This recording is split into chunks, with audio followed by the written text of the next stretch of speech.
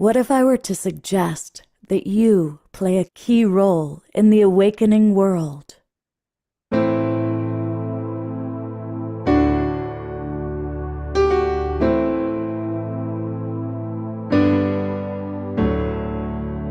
that you are watching this because you have heard the call.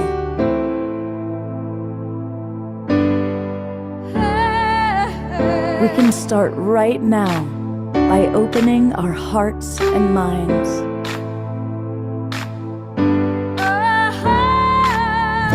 Welcome to the awakening world.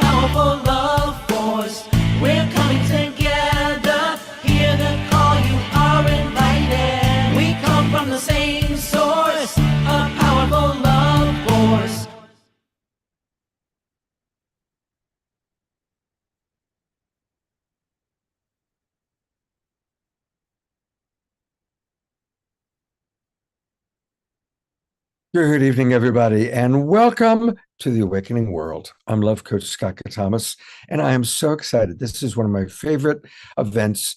You know, we've been doing this show now for 6 years, and there's certain festivals and conferences that we collaborate with every year. And possibly my favorite is the Illuminate Film Festival. And we've always enjoyed our collaborations with them. And tonight we are going to discover the winners of their micro short festival competition. We're going to meet 5 of the filmmakers. We're going to actually watch the shorts that they made that have won the awards. And it's going to be a really, really fun show. And then a little bit later on, after that, we have Swami Byandananda visiting us. We have Lori Grace providing some wonderful things. And our dear Kati Jay is going to lead us in a meditation. So we have a lot planned for this evening. And most of all, our beloved house musical artist, Omashar, is with us to present not 1, not 2, but 3 wonderful musical offerings, starting with one right now. So let's move and groove to Omashar's music. Yeah, this is maybe not a move and groover one, but it is one that I wrote specifically for this festival in retrospect about a decade ago. So let's get jiggy with it, get some movement happening, pick up the flute, and we're off.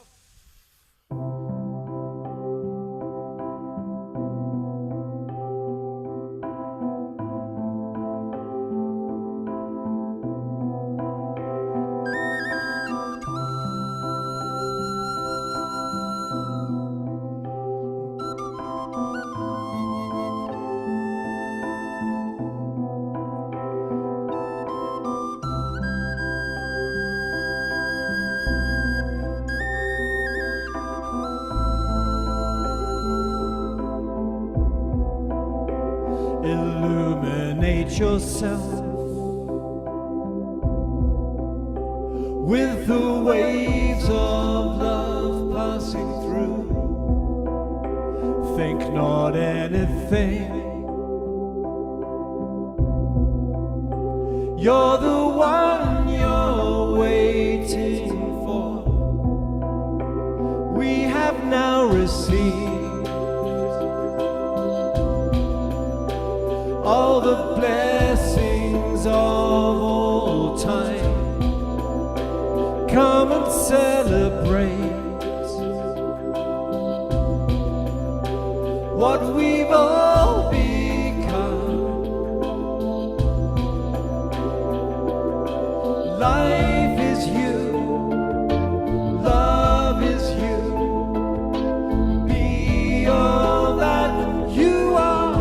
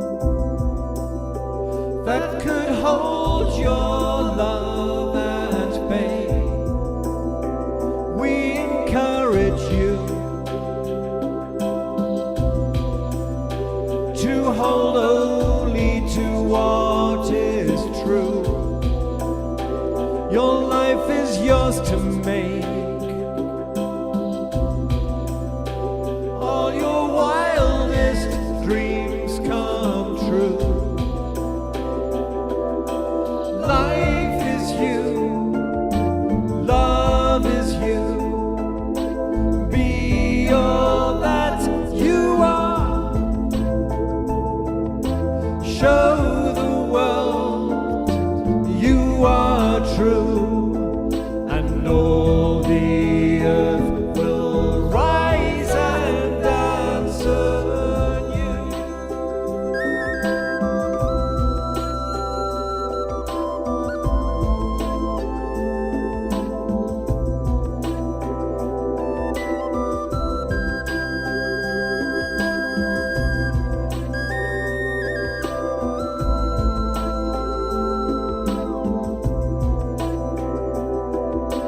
Life is you, love is you, be all that you are. Show the world you are true, and all the earth will rise and answer you.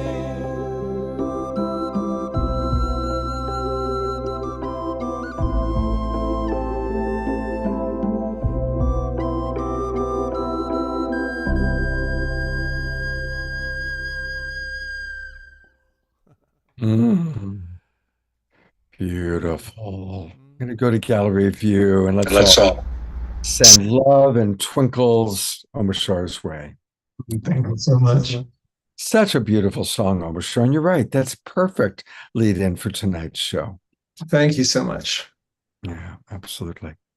Well, I'm really grateful for the two women I'm about to introduce you to because they're just gems. And they're so committed to an awakening world, both doing it for a long, long time in their own ways.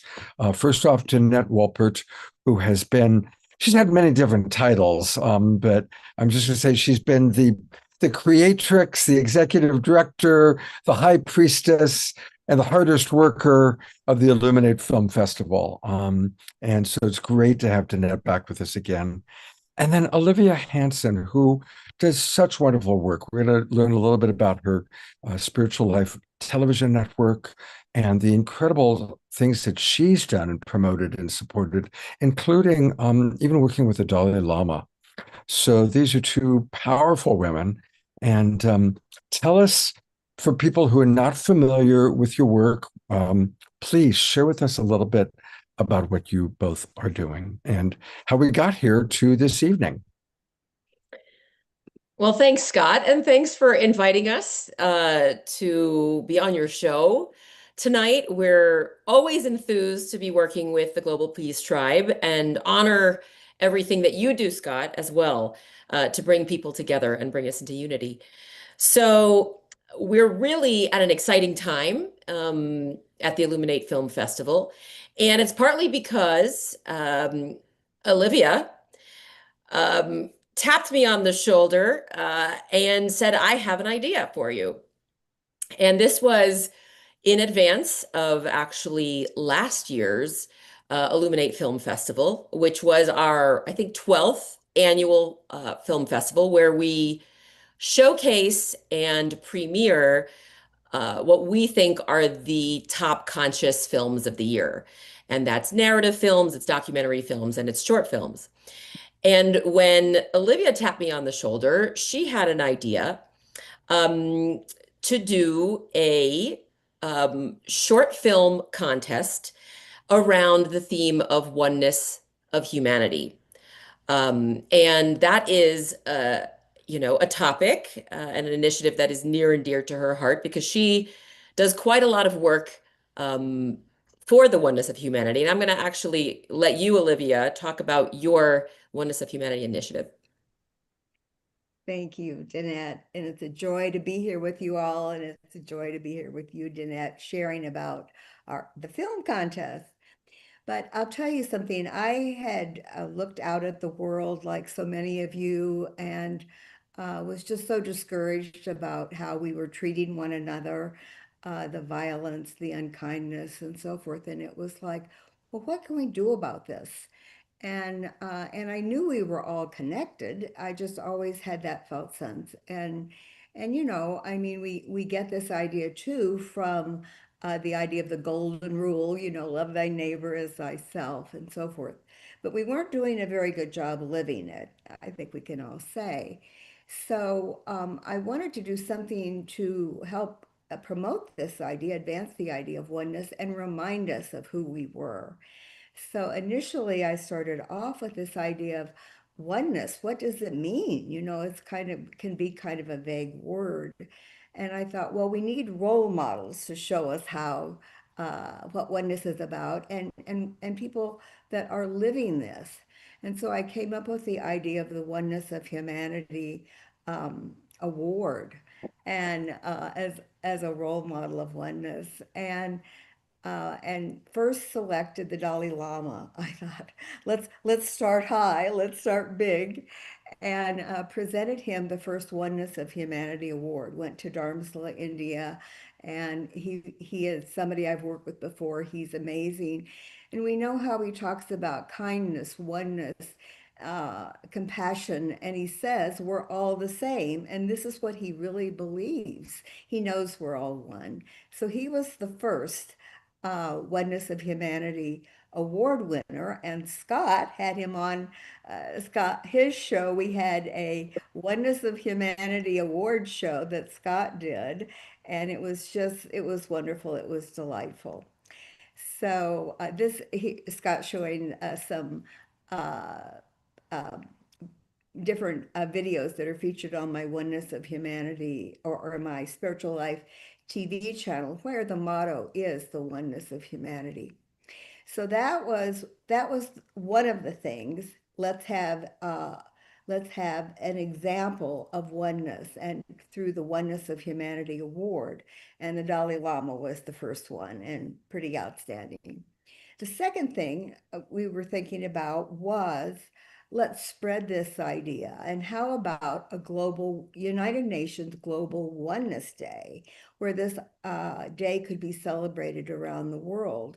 And that's something that I'm working on with a number of wonderful people in the United Nations. And I'm a representative of World Goodwill to the United Nations. Maybe there'll be time, I'll tell you more about that. But the third thing was, let's take this idea to the people, you know, and make it inviting and engaging and fun. And so I was thinking, how can we do that, you know, so that it's not just some ponderous, we're going to teach or preach or something like that. We want to show all the ways that oneness can be expressed. And it occurred to me, the idea just kind of dropped in. Well, a little micro short film that people could they tell a story in 90 seconds? That was the question. I wasn't sure. But the idea of doing that and maybe having a contest for this idea so that we would get a lot of interest and so forth, put up some prize money. So we did that, $25,000 in prizes, and went forward with that idea. And I knew Danette and her wonderful Illuminate Film Festival. So I talked to Danette about this idea. She loved it. And she took the idea and ran with it and came up with this wonderful contest. So Danette, I'll turn it back over to you. You can tell more about it. Thanks, Olivia. Well, let me tell you a little bit about it. I'm going to actually share some slides so you can follow along. So the Micro Shorts contest was, like Olivia said, a challenge to the world's creators, digital creators, filmmakers. We were even inviting the use of AI, or rather partnership of AI, and invited everybody, like Olivia said, to bring people together through the oneness of humanity in 90 seconds or less. And we had a few different stages to the competition. We first selected our semifinalists, and you can see here, I'm gonna advance here. You can see that we started out with nearly 700 submissions from over 67 countries, which was pretty incredible because, you know, we've had this festival for almost 14 years, and we have never seen so much diversity in terms of where film submissions are coming from. and even from African countries, many Asian countries, all over Europe, South America, Central America. So it was really exciting to see what everybody had to say about Oneness of Humanity.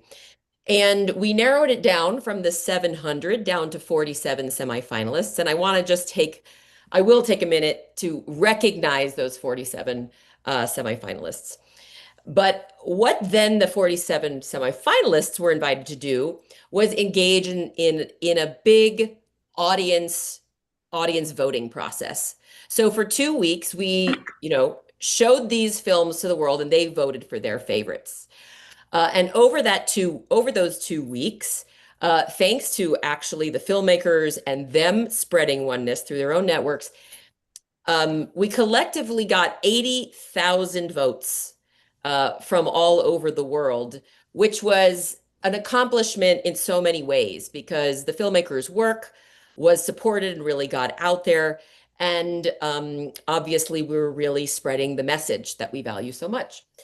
So that included very active, a ballot process. People liked and commented and viewed, and it essentially got nearly 500,000 people involved in some way.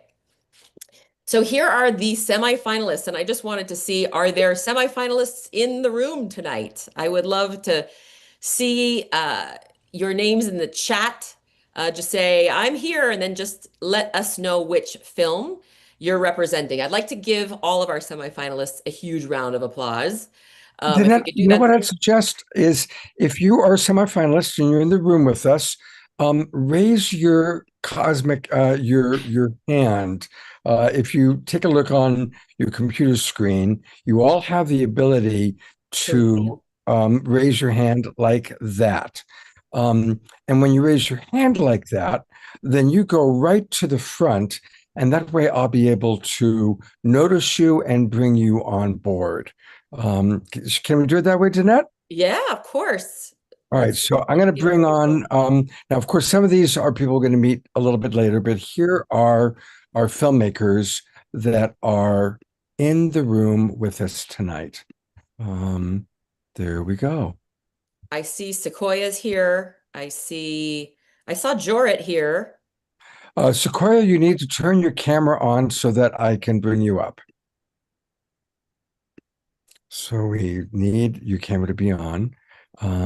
But congratulations. Jorit, turn your camera on. Let's recognize you. There we Get all go. the filmmakers up here. Get a big congratulations. Oh, and we've got a little one. A friend. Oh, wonderful. Beautiful. Well, I want to, and there's a few more. There's Jorid. Okay. This was just very few of the many filmmakers who really did an extraordinary job with their People's Choice campaign and getting these wonderful shorts out into the world. So thank you, semifinalists. Oh, here's one more. All right, One there we more. go. All right, there they all are. In fact, I'm going to do a screenshot real quickly, so that we've got. There we go. There's a nice screenshot of everybody. And hang on one second. I'll give you all a chance to smile. 1, 2, 3. All right, there we go. Thank you. All right, wonderful. Thank you all. So I want to tell everybody a little bit about what happened next. So after we acknowledged all of our semifinalists and we had a very extraordinary global People's Choice campaign, we then moved into the next part of our competition. And part of the competition involves jury voting, which is a typical film festival component where you get established veteran folks from the film industry to start narrowing down who will ultimately win the contest and win the $25,000 in prizes. So I just want to quickly refer to our 3-member jury. We had Maggie Doyne, who is a humanitarian and the CNN Hero of the Year back in 2015. She runs an orphanage and several other nonprofit businesses out in Nepal. Then we had Nicole Guillemets, and Nicole Guillemets was actually the director of Sundance, co-director of Sundance, for many, many years. And she was also the vice president of the Sundance Institute. She's currently programming for a number of film festivals all over the world. And finally, Robert Colom Vargas, who is a co-writer and producer. His very first feature film, called Mountains, premiered at the Toronto Film Festival, then went on to Tribeca. His work's been at the Berlinale, Independent Spirit Awards, and he's done some deals with HBO and PBS and Mubi and etc. So, okay, are we ready? Are we ready for the awards reveal? Yes, okay.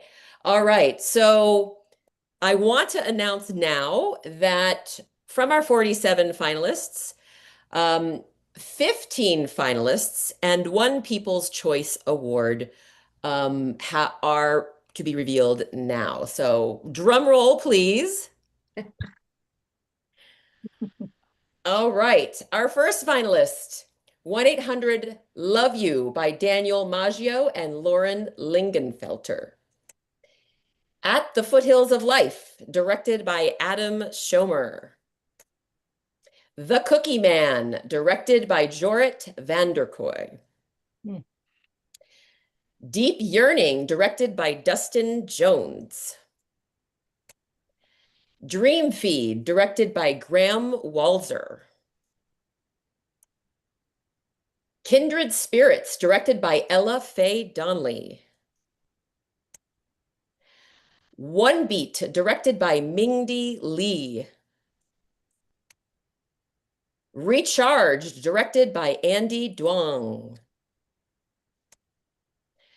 Recycle for Life, directed by Michael Indigen. Soil Song, directed by Rachel Kolar-McCord. Somewhere in Between, directed by Maya Hawkins-Litvin. Stitching Hearts, directed by Jungmin Hong. The Seeds We Inherit, directed by Hari Kapoor. To Have Ever Been, directed by Sequoia Riggs. And finally, Walk of Generations, directed by Delaney Mann. So before we just move on to this very final, can we actually give everybody a big round of applause for our 15 exciting finalists, some of which you will get to see momentarily. You'll get to see these little pieces of creative genius. All right. Thank you. I love this whole Zoom, clapping feature. They really they really contributed to Oneness of Humanity when they added that feature to Zoom. All right. So let's go to, well, why don't we wait for the People's Choice winner? Because I believe our winner is actually getting off of a plane. So why don't we, Scott, jump right into showing our finalists. Okay, and I believe the first film is Adam's. And what's the name of Adam's film? At the Foothills of Life. All right. So welcome, Adam. And we're going to play your film. And what we're going to do is, after watching each film, we're going to have a little chat with the filmmaker. So, and I will take a few questions from the audience. Also, just want to let people know that there will be a roundtable conversation with the filmmakers after we've watched all the films. But here we go. We're going to start with Adam's movie, At the Foothills of Life. At the Foothills of Life.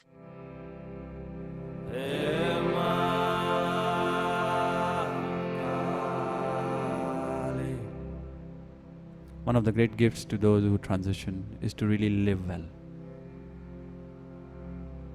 and to love and to serve and to find joy and to live with deep compassion and gain inner unity. That's the great invitation. That's the only way to honor.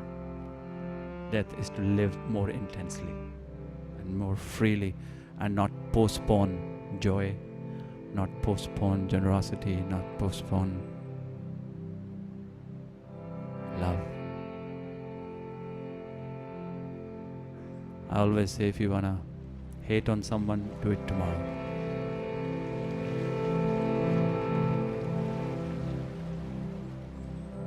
Life is water. That's why in the yogic tradition you put the ash in the Ganga, because it symbolizes eternity of life. You put the ash in the Ganga and it goes to the ocean. All life is on its way to the ocean. We are all moving in the direction of infinite. Just the form changes, the essence remains. Hey Ma Durga.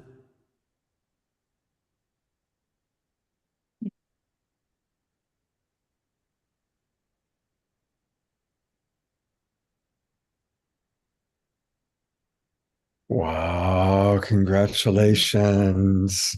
Beautiful. I'm going to bring myself up. I'm also going to bring this is Lori Grace, my good friend, who's going to be watching the films with us today and speaking a little bit later on. So I'm going to bring up Danette and Olivia as well. Adam, what was your inspiration for this film? When did you have that moment, that epiphany of I've got to make a movie on this topic? Tell us about that. Yeah, this well, when I saw the category, I realized there was some footage and some moments in this greater series that we had just shot in September called The Wheels of Awakening. So this is a third in the trilogy of motorcycling through the Himalayas with a wise master and people going through challenges. So that started actually way back in Illuminate Film Festival. I showed the highest pass. So since 2010, that got me into docs, and this is the final of that trilogy. And then again, what we were editing, and I saw the category, and I thought, oh, that in episode 1, there's this beautiful time when we're honoring one of the men that had passed away, who was in the previous trip in the Road to Dharma doc series. So strangely, a lot of people that were on this trip didn't know him, but had seen him, through media, through these movies. You get really attached to characters, and it was somewhat odd to see so many people emotional about this man they only knew through the series, but he was such a relatable guy. And one of the women you see there was his former wife, and she was there giving his ashes into the Ganga. And so that's the full context of it all, and I just think it's beautiful to honor life even in death. Yeah. Absolutely. It's such a timeless theme. Danette, Olivia, anything you'd like to ask? Well, I just wanted to jump in and clarify. I forgot to mention that this year's theme was called The Shiny New and Treasured Old for the contest. And so we challenged the filmmakers to embrace that theme in their film. And so you can see a lot of themes of birth, life, and death. You could see a lot of across the generation type messaging in the films. You can see shiny new, like robots and futuristic things, and kind of treasured old, which is some relics and things like that. And so, I think Adam chose this footage that he had because it really kind of represented the cycle of life, which is really what was really embraced in this part of the contest. And I also want to say that Adam, I just realized recently that I think Adam is the most illuminated filmmaker in Illuminate history, meaning the most number of films from a single filmmaker that were showcased in the festival. Right, Adam? It's possible. You would know better than I, but it's family, right? I've definitely been when I was in Sedona so many times, and it's become family. You really did an amazing job of making that happen. So many people became close because of the festival. Here, like people in LA I wouldn't see except at the Sedona, at the film festival, Illuminate. My friends, we'd have to meet there because LA, no one leaves their little section. But and so Adam, having the most films in the festival over these last 13 years has to be because you were called to conscious filmmaker. You were called to elevate consciousness through this vehicle, right, of the moving image. So what called you in the first place?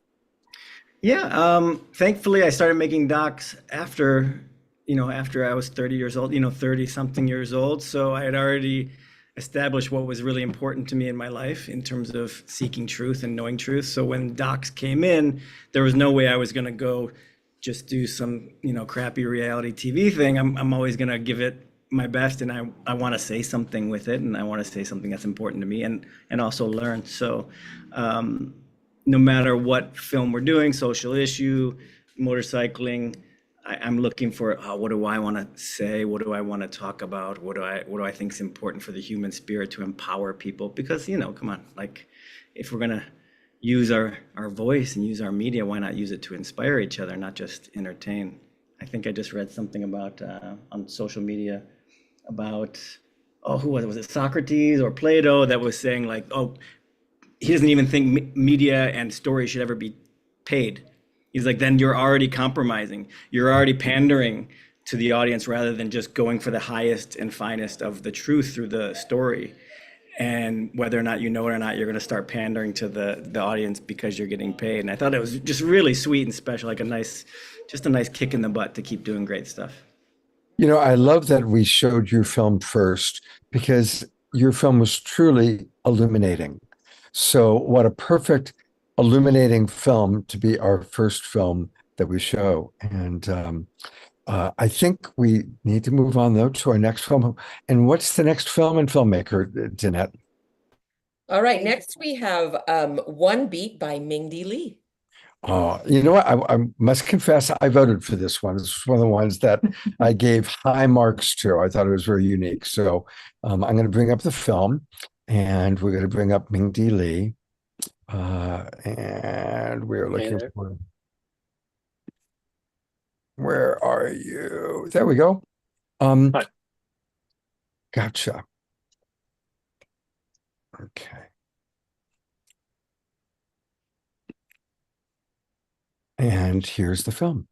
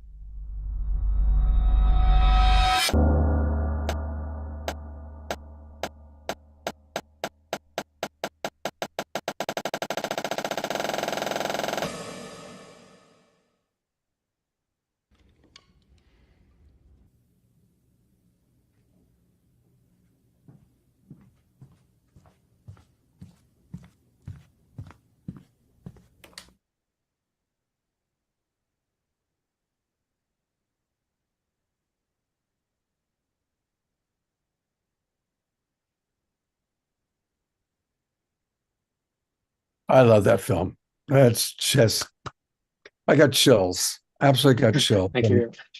I so appreciate the humanity of it, the way you just really are capturing one beat of humanity. So, same question. What was your inspiration for making this film? Yeah. Firstly, thank you so much for having me. And yeah, my inspiration was I kind of just wanted to capture the essence of oneness and like visually through a film. And no, it's something that you experience or you understand conceptually, but like I feel like capturing it onto the screen, translating that experience can be difficult.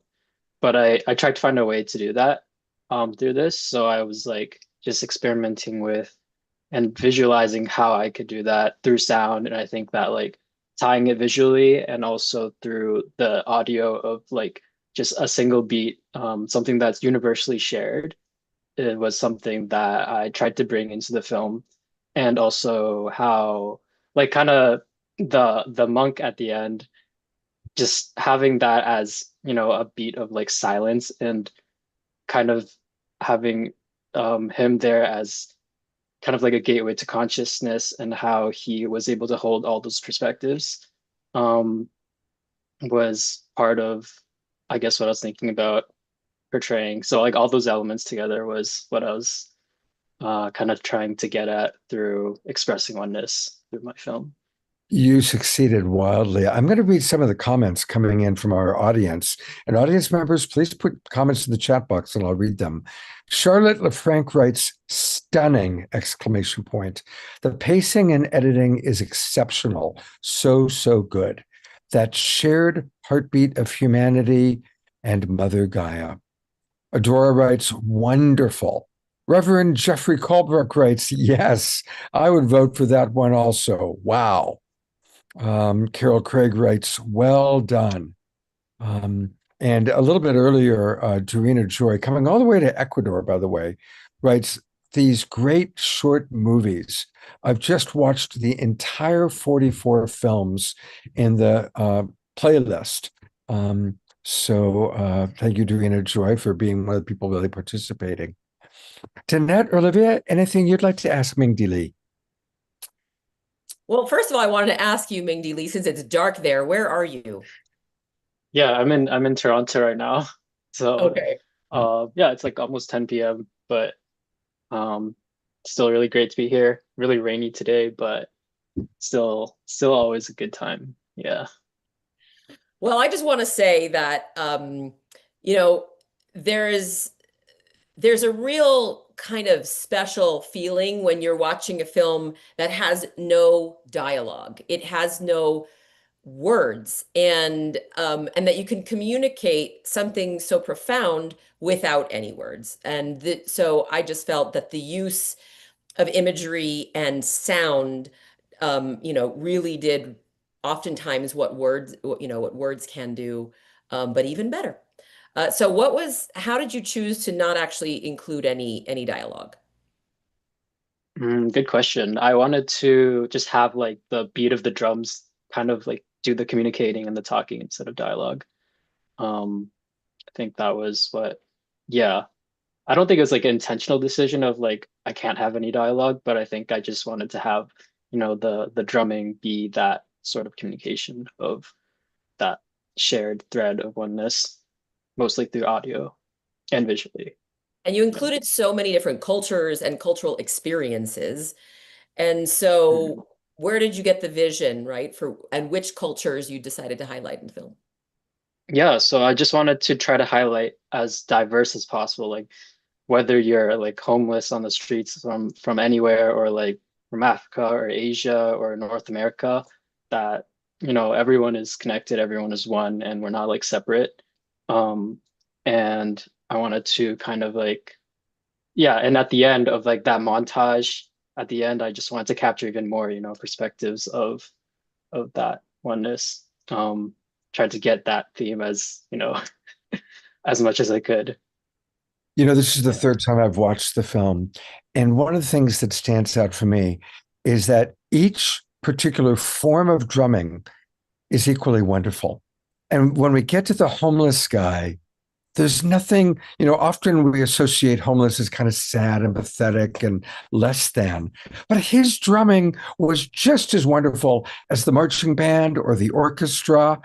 And that really was, I thought, a really beautiful moment in the video.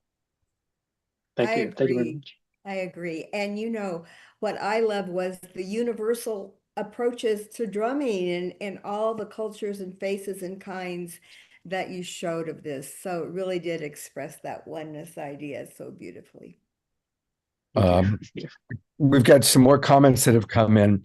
Eleanor Joy writes, the heartbeat is our very first experience of sound. What an excellent film. Tiara writes, yes, the juxtaposition of differing cultures was so powerful. Dia Therese writes, especially touching was the street person. Carol Craig writes, it was the beat of drums that drew me in. Rachel Rose writes, it shows how drums are the universal instrument that brings people around the world together. And then finally, Dia Therese writes, jaw-dropping, unique, and engaging. Ming Di, I love you. So a new lover there. And we do have a question, and then after this, we've got to move on to Andy. But Adora is asking if you are a drummer. No, I'm not, but I got a lot of inspiration from a lot of like other drumming shorts and Whiplash as well, if anyone has seen that movie. But Fantastic movie. I think drumming, and also to the point of Eleanor, of how the heartbeat is the very first experience of sound. That's not something I consciously thought about, but after like I think now that's why like drumming feels so visceral, and that also probably played into my decision why I decided to use drums. We got one last question, actually. Did you do any traveling and film any of this, or was this all footage that you kind of, drew off the internet? Yeah, this is actually just all like stock footage, and actually some of the footage was used with generative AI. So I actually didn't film any of it. Yep. Yeah. It's a beautiful example of what somebody can create, a beautiful something from your very own home. Really awesome. Thank you, Ming Di Lee. Ming Di Lee and all the other filmmakers will be part of our roundtable. And I believe that next up is Andy. And hello, everyone. Hey, Andy. And Andy's film is called Recharged Illuminate. So let's take a look. Or Recharged for Illuminate. Got it. Yes.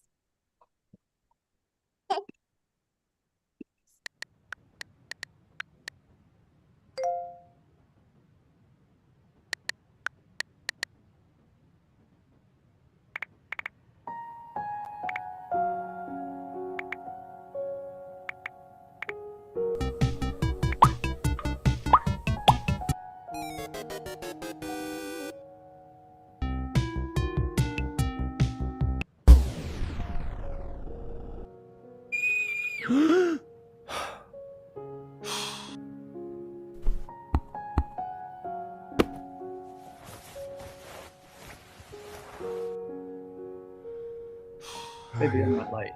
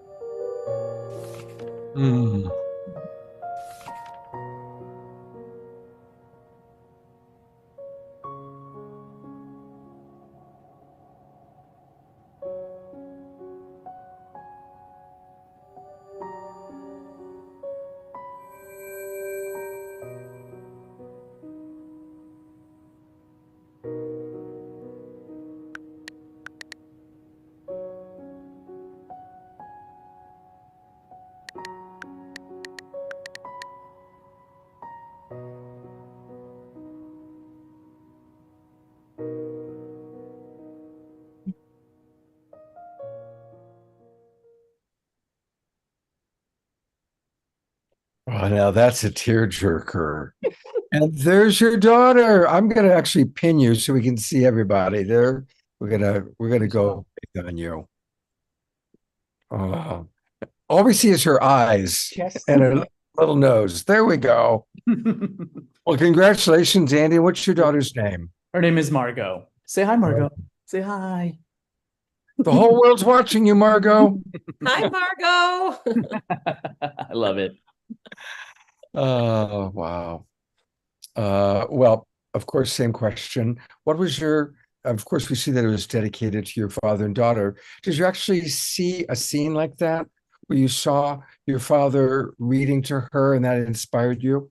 Yeah, I just want to start off with a quote from Martin Scorsese. The most personal is the most creative. And literally, I just turned to the right and saw my father, my little daughter on their phones. And I get it, screen time can be a part of life.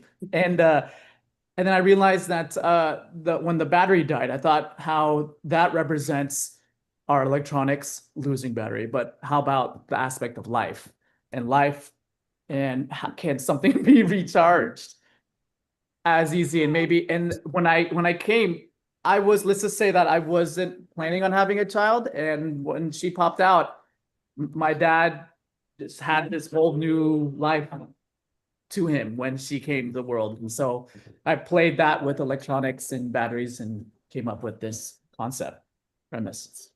Wow. Beautiful. I'm going to read, there's a lot of comments coming in from our audience. Charlotte LaFranc writes, that was so tender and lovely. The use of music and color and the colorations and the light at the end. So much love expressed in this sweet little film.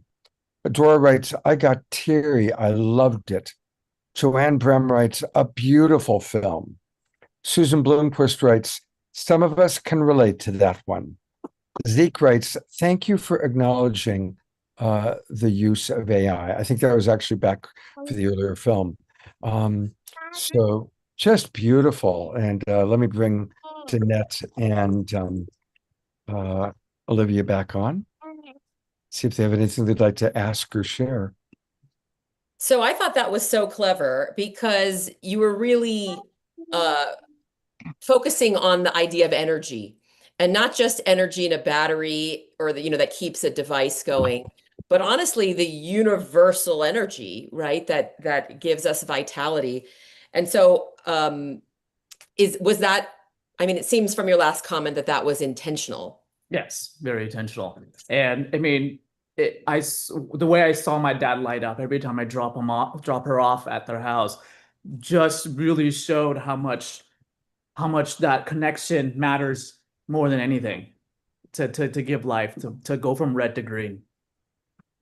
And were you saying something about, kind of the digital economy, and then there's the analog economy, and then there's connection through both things, but maybe you're talking about the value of one particular kind of connection over another. Was that part of your vision?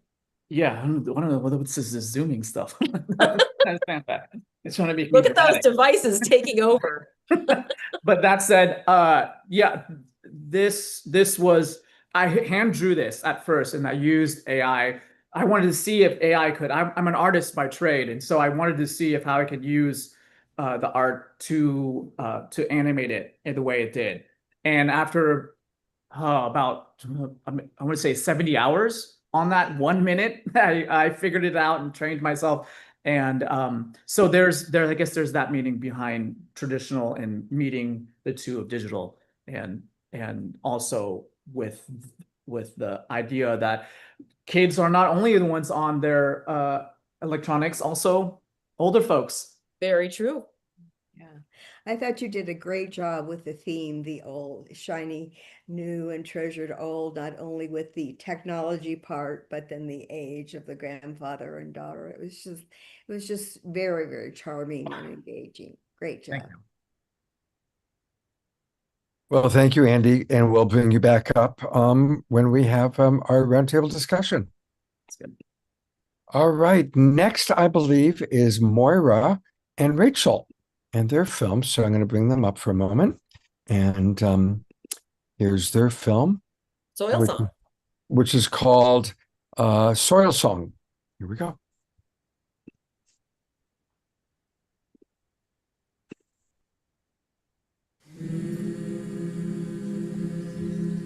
Build her a home, earth and stone. Build her a home, ash and bone. Build her a home, dust of those ash and bone. Dreams of those that can be a mother.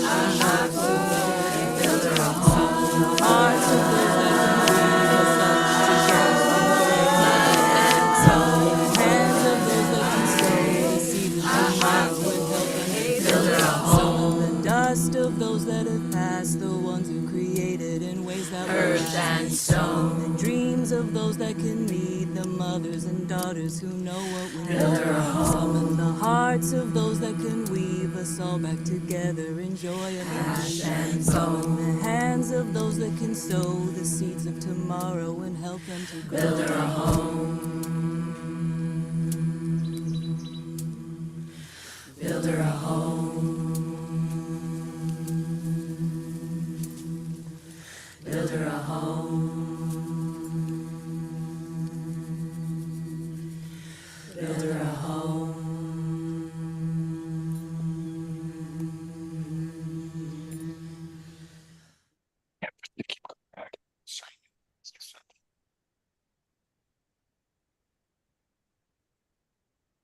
Wow, that was beautiful. Where did that take place? Where was that?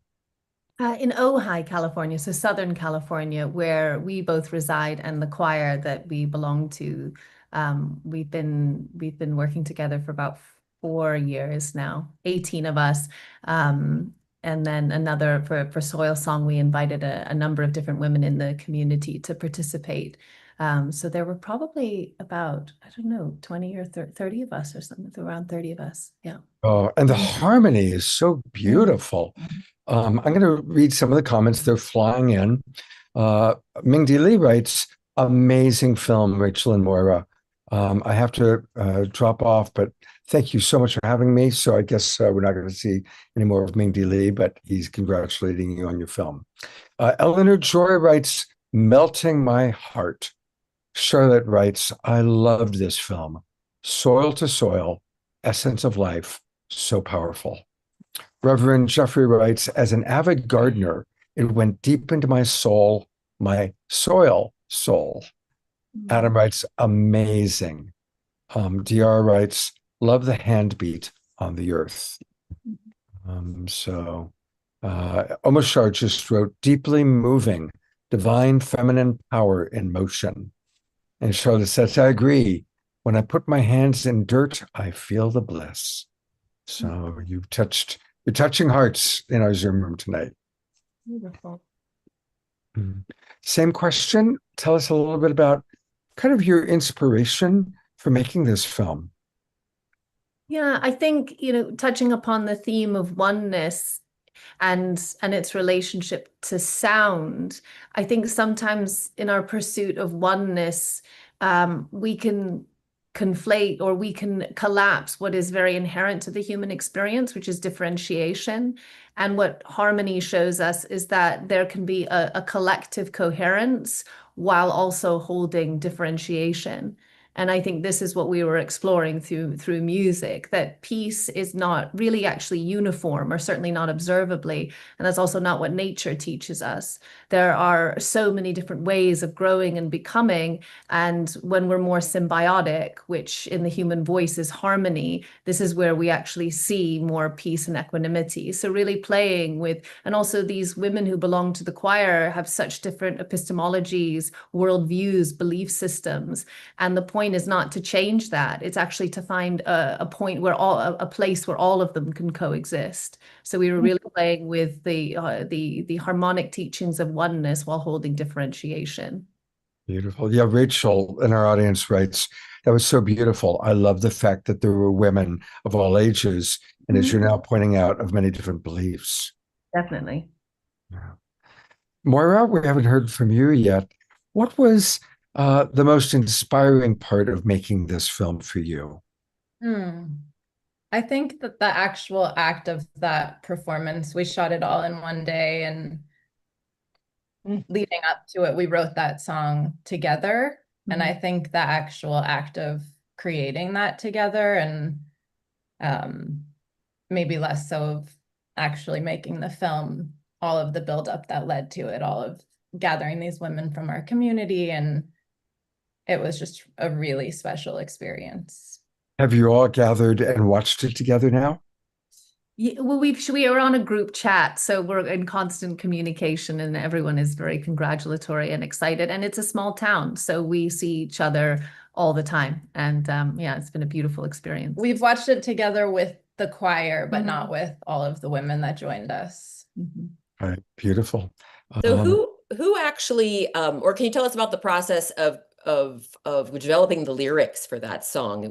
It really integrated so many pieces. Of course, the earth, of course, women, mothers and daughters, weaving together. It really was so thought out. Mm-hmm. So those particular lyrics of the part that you're talking about was written. So we sort of gathered and in an emergent way sort of came up with different melodies and sounds and had various ideas. And then one of the women went home, and the next day she came back and said, I've got some lyrics. And that had come to her, and she's the one singing them. Mm-hmm. Mm-hmm. Her name is Jessie Campbell. So yeah, those were her words.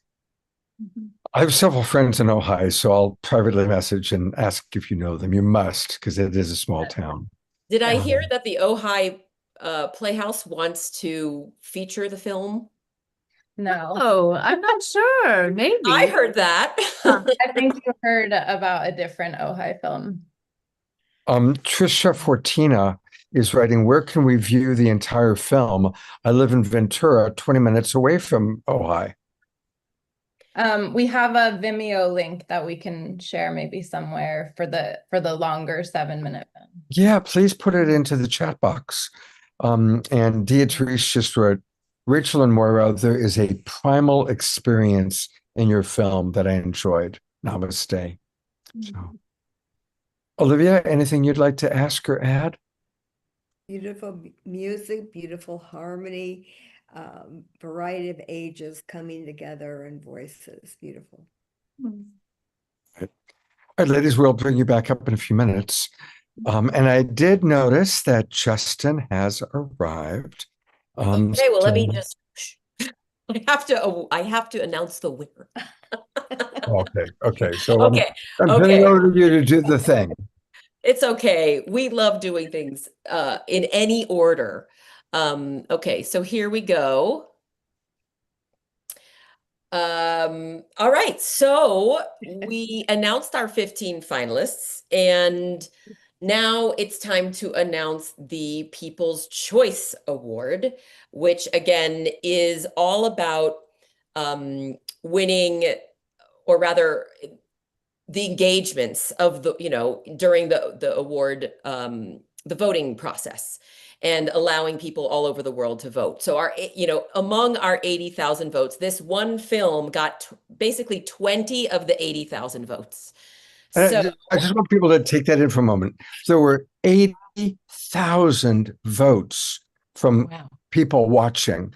And I loved that so many of these films were from all over the world.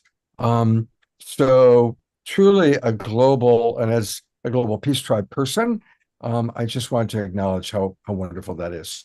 Please continue, Danette.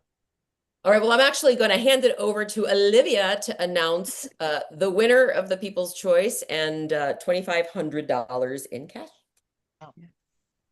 Go ahead, Olivia. Thank you. I love this category because we have 3 wonderful judges that are well-versed in film and all of this, but I wanted to hear from the people, and this was such a brilliant idea to have a category, the People's Choice. And boy, did we hear from people. That was just a delight. We had so much participation, and Justin's, I need to announce one more. We keep giving away the winner, but the winner is Justin Gazzillo, and the film is Wildcat.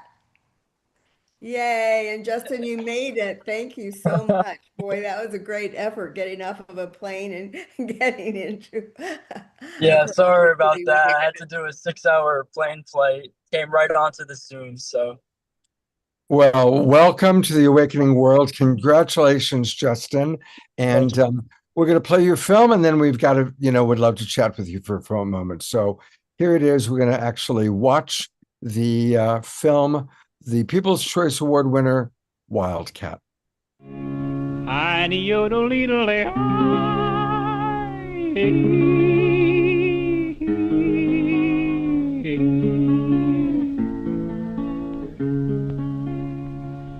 I'm thinking tonight of Dixie. first met, my dear. I recall the scene as yesterday, though it has been many a year. You were my sweetheart of the long ago. You're still my sweetheart, and I love you so. My Dixie sweetheart, girl of the long ago. I bless the day we met. My Dixie sweetheart, oh how I love you so. I never will forget. You've been all that I hoped you'd be. Through many, many years of toils and tears, you've been so true to me.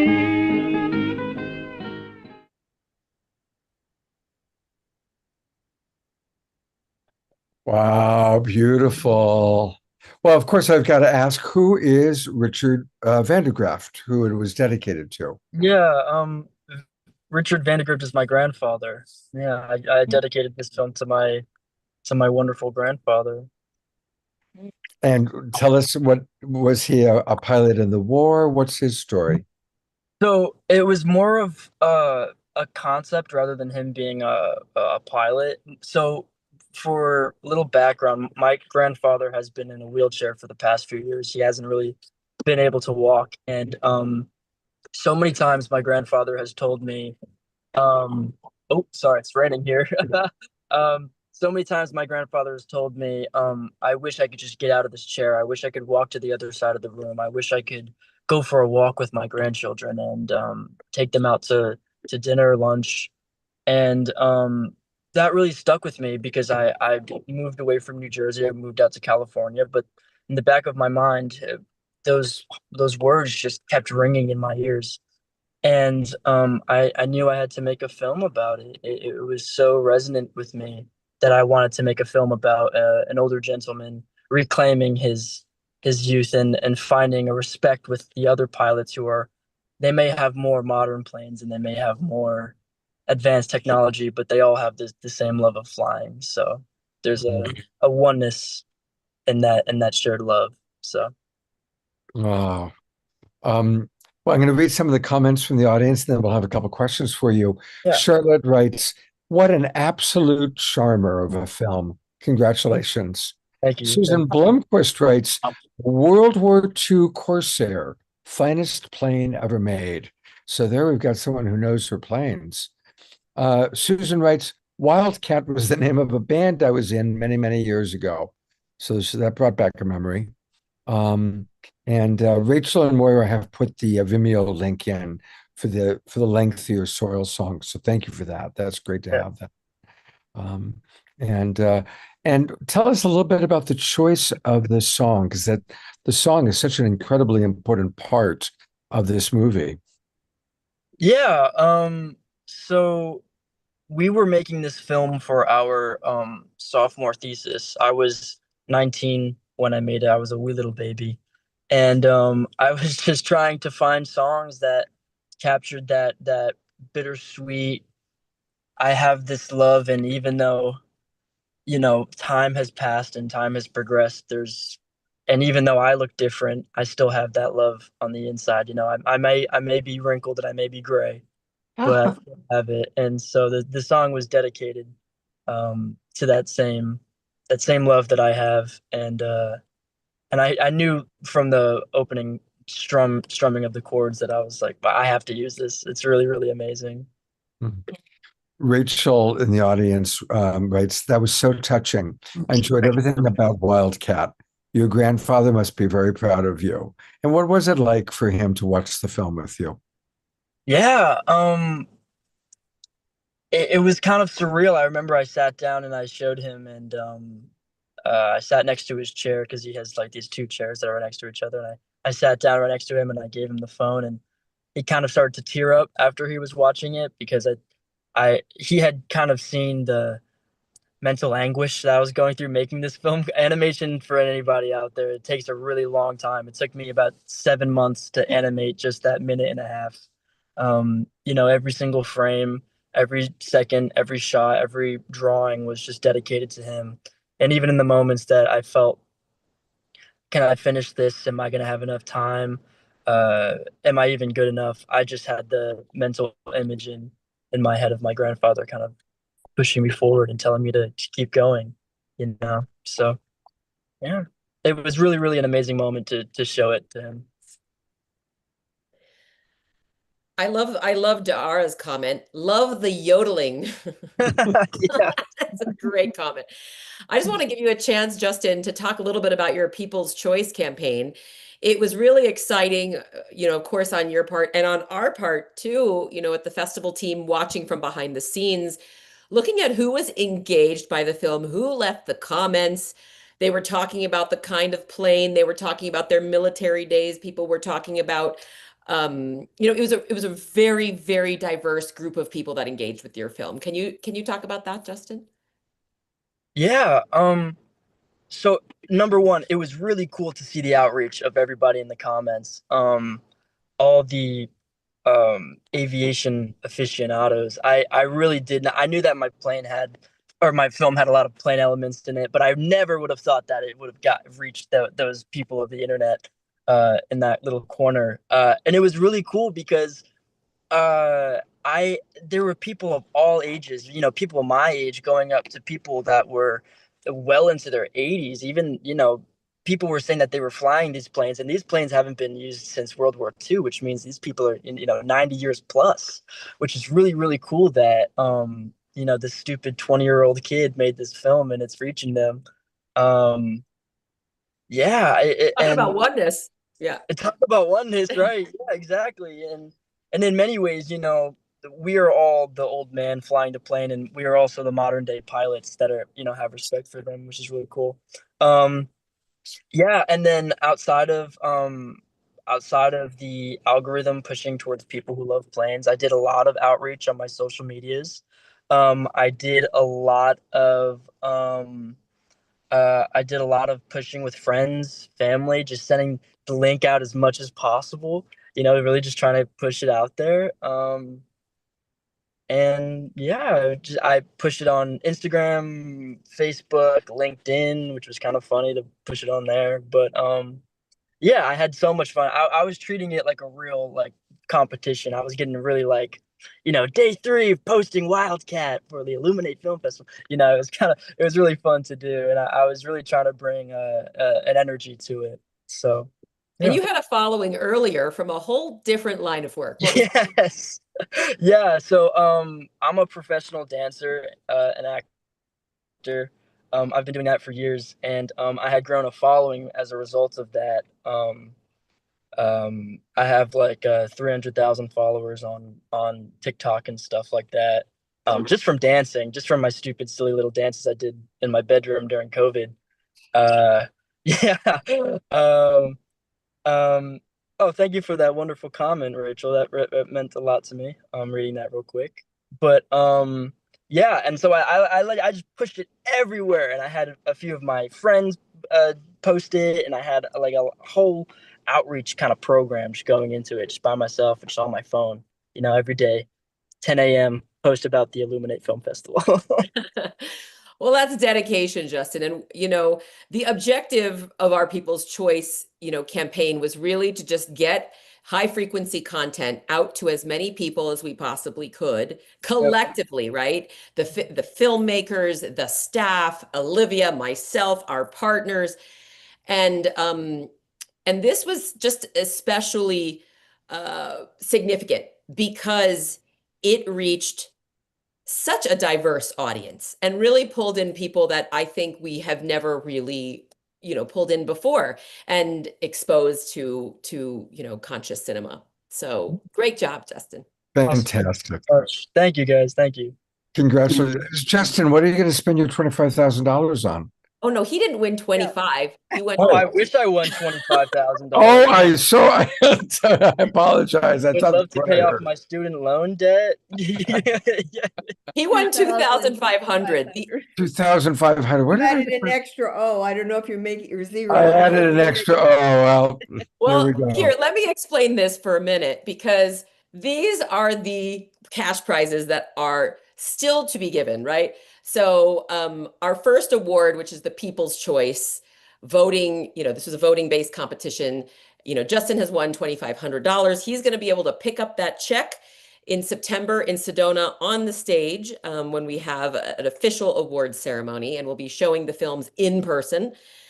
And then of the 15 finalists, we're going to have 8 more winners. And these are the 8 winners here. The first prize will be 10,000, second 5,000, third 2,500, and then 5 honorable mentions for 1,000. So just to give you all clarity and just to invite you also to come to Sedona along with all of our finalists and Justin, our winner, to Sedona, where we're going to have a spotlight event. It's September 26th in our big, gorgeous Sedona Performing Arts Center. That's a 750 seat theater. It's going to be a grand event. We will do the official awards ceremony. Olivia is going to be giving out trophies and checks, and we'll also be showing a feature film and have a big party, and we will have the community meet all of the filmmakers. So just wanted to share that with everybody before we head into our Q&A. And the details, you can find the details. I've got it, of course, posted right here. Go to illuminatefilmfestival.com and save that date. I'm going to put it in my calendar. I will do my best. I'm going to be in Sedona in 2 weeks, and I'm going to make a big effort to be back on September 26th because I want to be there for that. That's going to be a lot of fun. We've had some really good times in that theater with Illuminate Film Festival over the years. So I'm really excited about that. And one of the fun things is taking these films and showing them different conferences and so forth. So I'm going to be taking this film and showing it in Portugal at the Holo Movement gathering, Justin, and there'll be several others from our finalists. So you're going to be famous in Portugal too. Yeah, and one thing I should add is one thing that we wanted to do for these films and these filmmakers was help them get distributed. And not very many festivals do this, but we wanted to facilitate as much exhibition at other festivals, at conferences, at at other in-person screenings, and also on global digital platforms. So we do our best to negotiate deals on behalf of all of the winning filmmakers and actually the finalists as well this year. And last year we got them a Gaia deal, so they will be on Gaia for a few years, and same with the Green Channel and a few other platforms. Beautiful. Well, I'm going to bring up our other filmmakers because we're going to roll into our round table conversation. So here they all are. I know Mindy had to, one of them left. Is Adam here? Oh, here he is. There's Adam. Okay, great. Well, welcome everybody.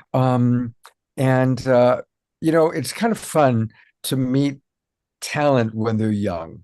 And so my question for each of you to start is, what's your vision for your future? And I'm going to ask our Global Peace Tribe audience to all hold that vision for you. So really go for it. Let us know what you want to experience in your life. And we're going to hold the vision for that to happen. And I'm going to pin you so that when each person's speaking, you're on full camera. So let's start with, we'll go in the same order of how we saw the films, which means that you are up first, Adam. Yeah, the vision is for myself and those that watch any films is liberation, is freedom, and the ways we can, on the outer level, and on the inner level, be free. So I wish that for myself and for everyone, that through these films and through our journeys making the films, that we are liberated, nothing less. Wow, let's all hold that maximum grace for liberation and for Adam to play the perfect role in leading to this liberation of humanity. Oh, Oh. beautiful.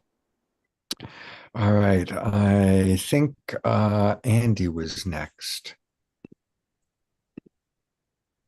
The future goal is going to be to produce and make more shorts because they give me so much joy, but also this to give others joy is this new fuel that I love. So I look forward to creating more and telling the story that resonates from my life.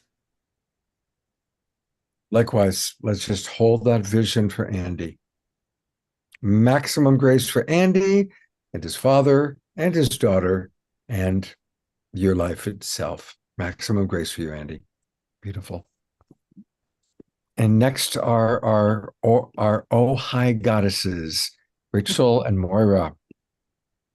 Yeah, I suppose the intent I wish to put forward is really preservation of what already exists. I think it's an extraordinary thing to be in a group of 18 women who can collectively create together without hierarchy, with a lot of generosity and mutual aid. And so I really hope to preserve what is naturally there. And I was going to say to keep creating with these women. So Yeah. there we are.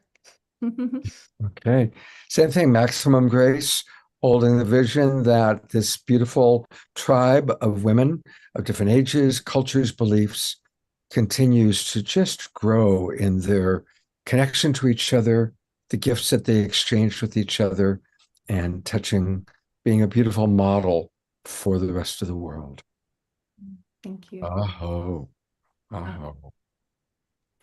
And our driving through the rain friend, Justin. Hey everyone again. Yeah, right now I'm currently working on another film. It's going to be my senior thesis. Me and my two friends are making it. We're only in the storyboard phase right now. But that's going to be our future for about the next year. Yeah, it's a really important film that needs to be set for the climate of the world right now. So, yeah. And can you tell us the name or a little bit more about the film? Yeah, it's called Wave. I don't want to spoil it too much because I hope that in the future you guys will all see it one day. But it's about a father and a son who are separated while trying to cross a border, and it's this whole kind of wild chase that they have through this maze and this border, and kind of freeing a lot of people. That's the worst way to put it. It's a pretty good. It's okay. That was just a horrible description of it. But I'm dedicating that to my father and to my grandmother. So I'm going to continue the family trend. But yeah. All right. So maximum grace for your upcoming film, The Wave, and all other future creative expressions that you will give birth to in hopefully a long life. Maximum grace to you, Justin. Maximum grace. All right. So I'm going to bring everybody back up. And if anybody in the audience has comments or questions, please pop it into the chat box and we will ask and share accordingly. And I think there we have everybody. And taking a look at the chat box. Oh, thank you, Prema Rose. Thank you. Dee Therese wrote, Justin, you are such a genuinely deep, loving being. Namaste. And Adam is looking forward to, I didn't bring, yeah, there he is. Adam's going to be at Sedona on September 26th. So will Andy. So this is going to be a really, really exciting. All right, Diara has a question for all of you. what advice would you give to new filmmakers? What advice would you give? Create, create, create. Start tomorrow. All right. Ladies? Well, sort of speaking from Soil Song, which is more of the ecological perspective, I think there is this pathology in the human experience about trying things on as if like whatever doesn't come to maturation is a failure. But nature teaches us exploration is the large majority of the process of becoming. So trying to see where in our pursuits of creating something, we're naming them as failures and try and rename them as explorations. I think you'll get closer to actually completing something. Beautiful. All right, thank you. And Adam, do you have any advice for new filmmakers?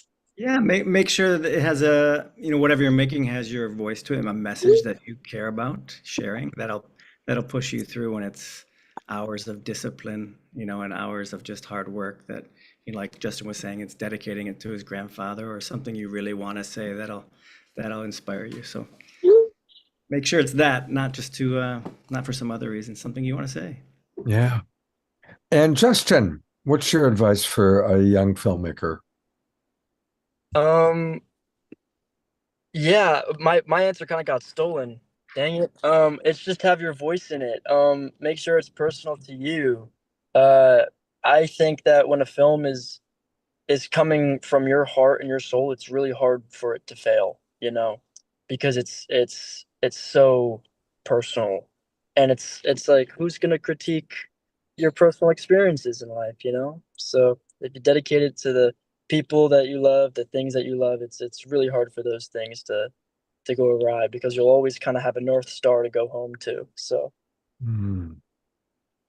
Yeah, and as we take a look at all those films, there was a very personal connection, to Andy's father and daughter, to Justin's grandfather, for the ladies, their connection to all their friends that they're in this tribe with, and Adam tracking this group of people that have you've been tracking for quite some time. Adam, it reminded me, are you familiar with the documentary series called 7 Up? Do you know about that? No. It's worth looking up. It was started Michael Apted when he was a young filmmaker, made a documentary about a group of children that was 7 years old. Mm-hmm. And then he came back and he filmed them again at age 14. And then he came back again and got them at age 21. And came back again and got them at age 28, age 35, age 42, age 49. And I think the last one before Michael Apted passed away was age 56. And you literally watch them grow up. And, of course, like life, some end up with really, really sad lives. And some don't. And it's an extraordinary, kind of a one of a kind filmmaking experience. And Michael Apted went on to become a very, very an Academy Award-winning director. I believe he did Gorillas in the Mist. He even did a James Bond movie. But he kept coming back every few years to this lifelong project of his. So you can find it.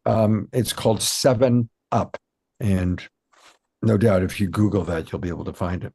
Beautiful. I have a question actually for our filmmakers, and maybe even a couple of the other semifinalists and finalists that are on our call want to weigh in on this. And that is the big question of AI. And it was brought up in the chat as well. But this is something we gave a lot of thought to.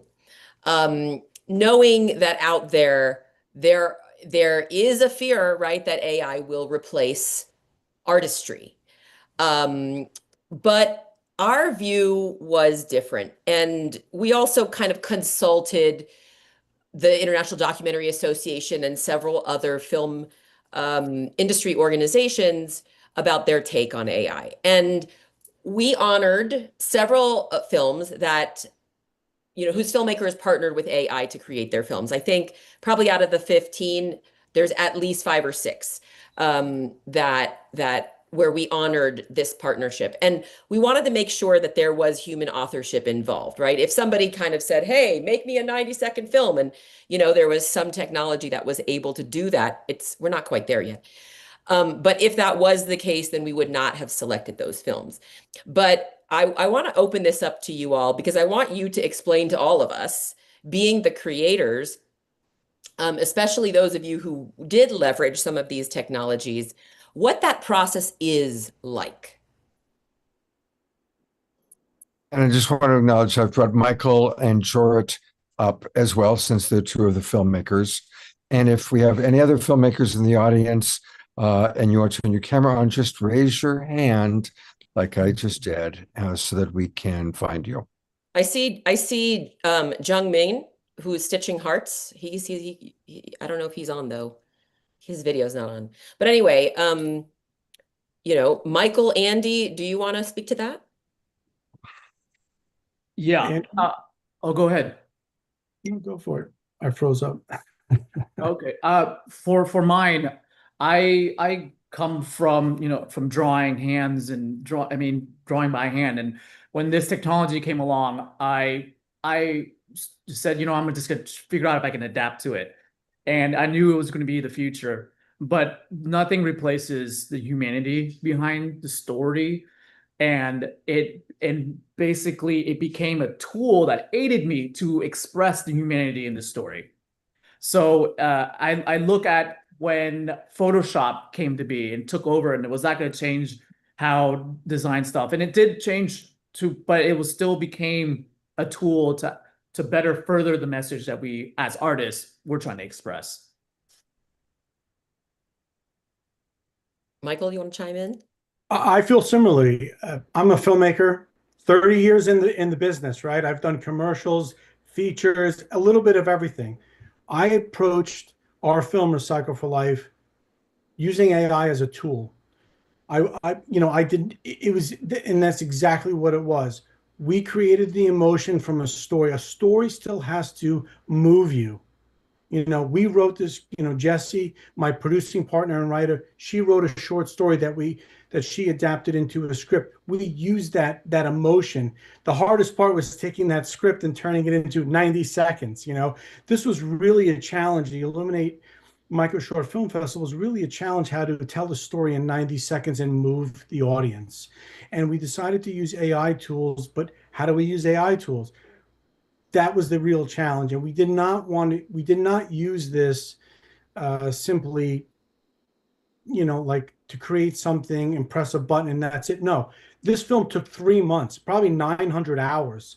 With my thought process, the camera needs to be 3 feet off the ground with a 25mm lens, and I'm set, production designing and wardrobe, everything. We directed the film. I directed the film and produced the film as if I was on a real set, but just using the tools. And I also found that these tools were somewhat in its infancy. So, there was a great learning experience to bring this film to life, but also use emotion and get a point across and be personal about it. Well, thank you, Michael. I really appreciate, the perspectives of filmmakers themselves, because what we've learned through this process, because we had to figure out what our stance was going to be. Was our stance going to be, we're only going to take or value filmmakers who are, doing everything manually, as, right, all our films have done in the last 12, 13 years. And we really decided to take a stand for the partnership between human creativity and technology. And because we know this is coming, and sure, out there is going to be, or maybe, some very sideways uses of AI in society. But for us, if it can be leveraged for good, and this contest is one of those things, if we can leverage AI for good and positive reasons, then I would like to support it. And I made that decision so that more films like this about oneness of humanity can actually be made. So I just wanted to address that, because I know everybody in the room is thinking it.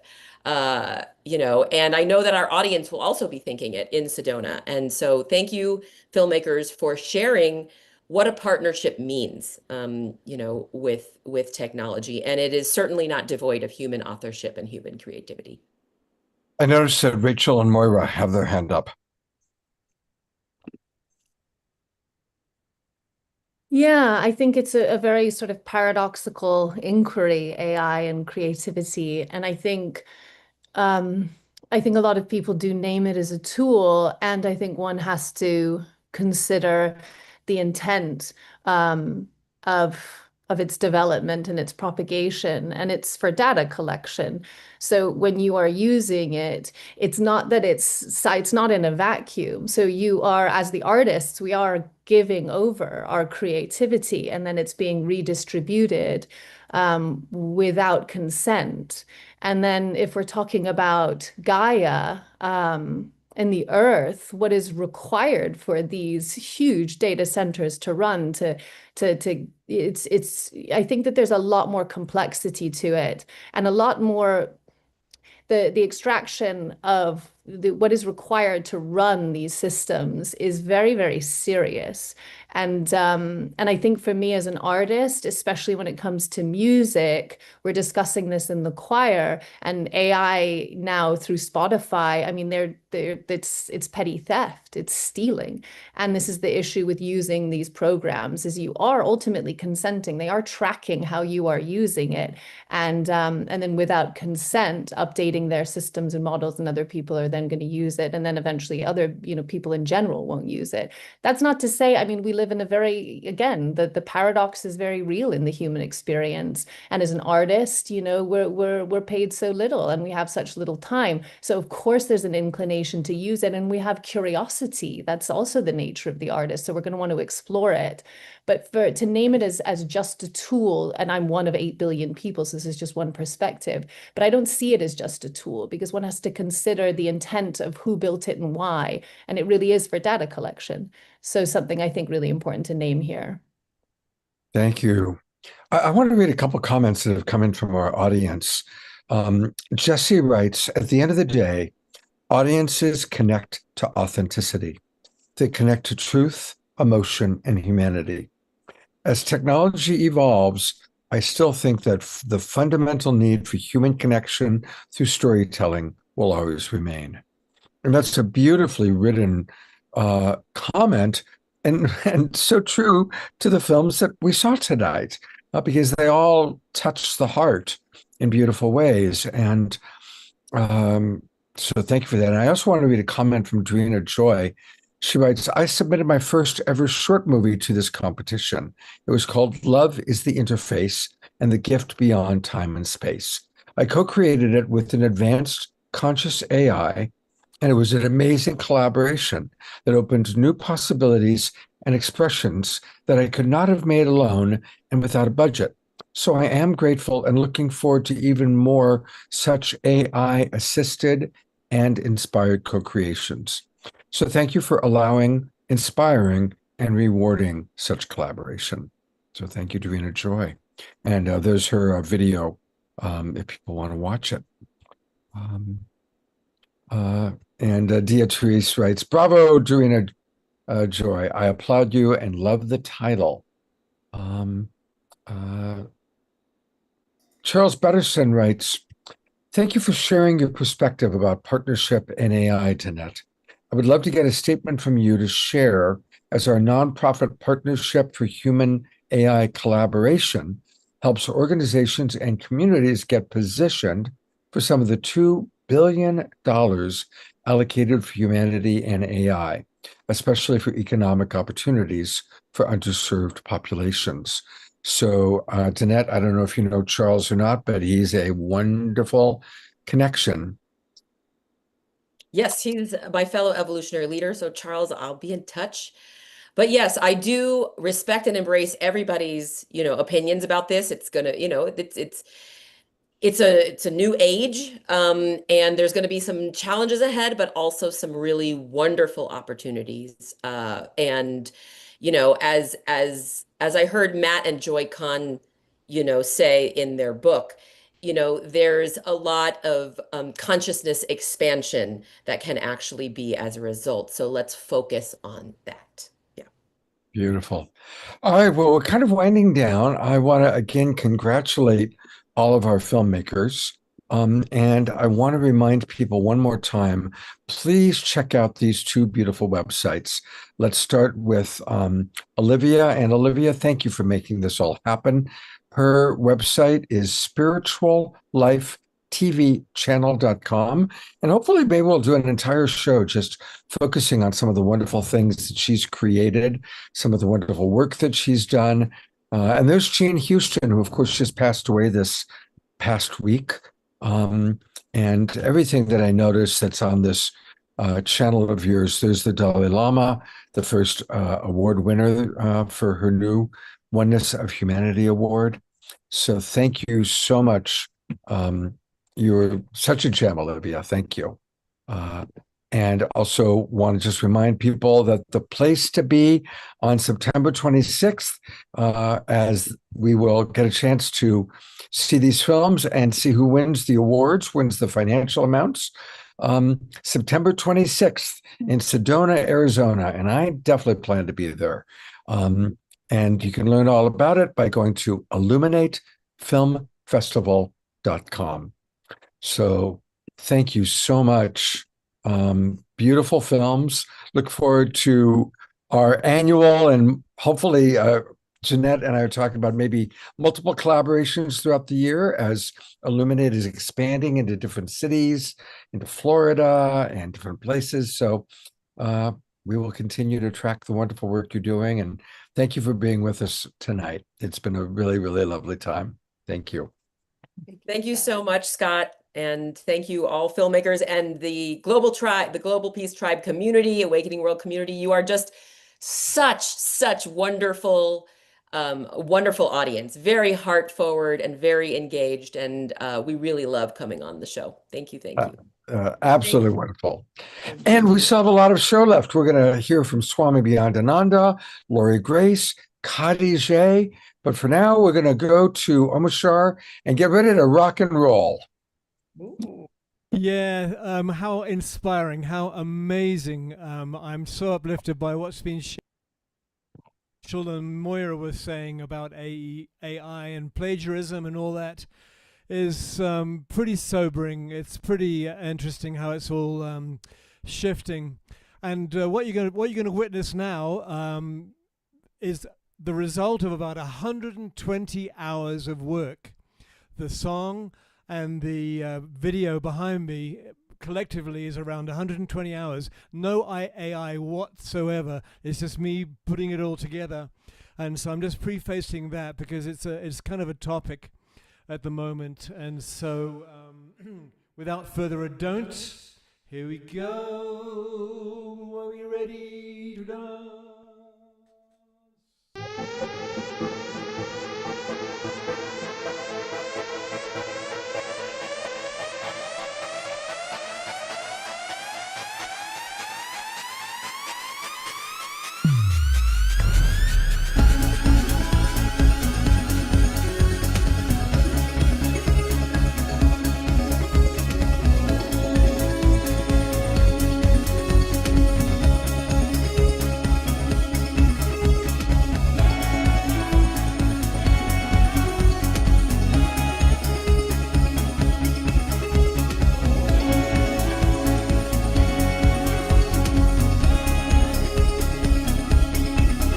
This world of ours, we're here to thrive together, making sure that nobody gets left behind. As the light of truth clears all the stormy weather, and the mother in us all begins to rise.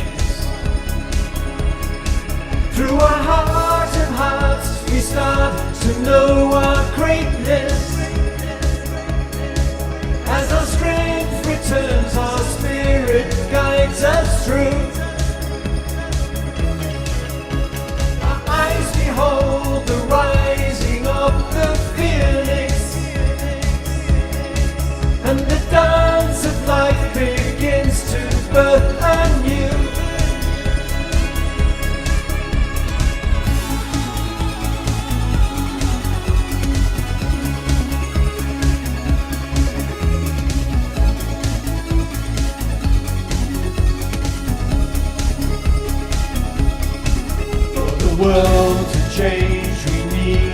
love each other. What we feel affects the scene we see out there.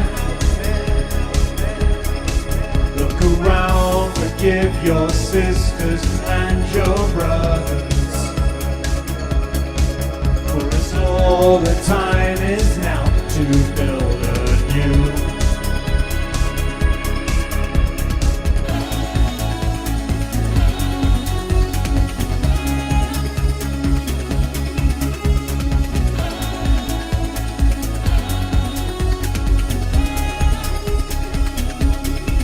Through our heart of hearts we start to know our greatness. As our strength returns, our spirit guides us through. Our eyes behold the rising of the phoenix, and the dance of life begins to birth anew.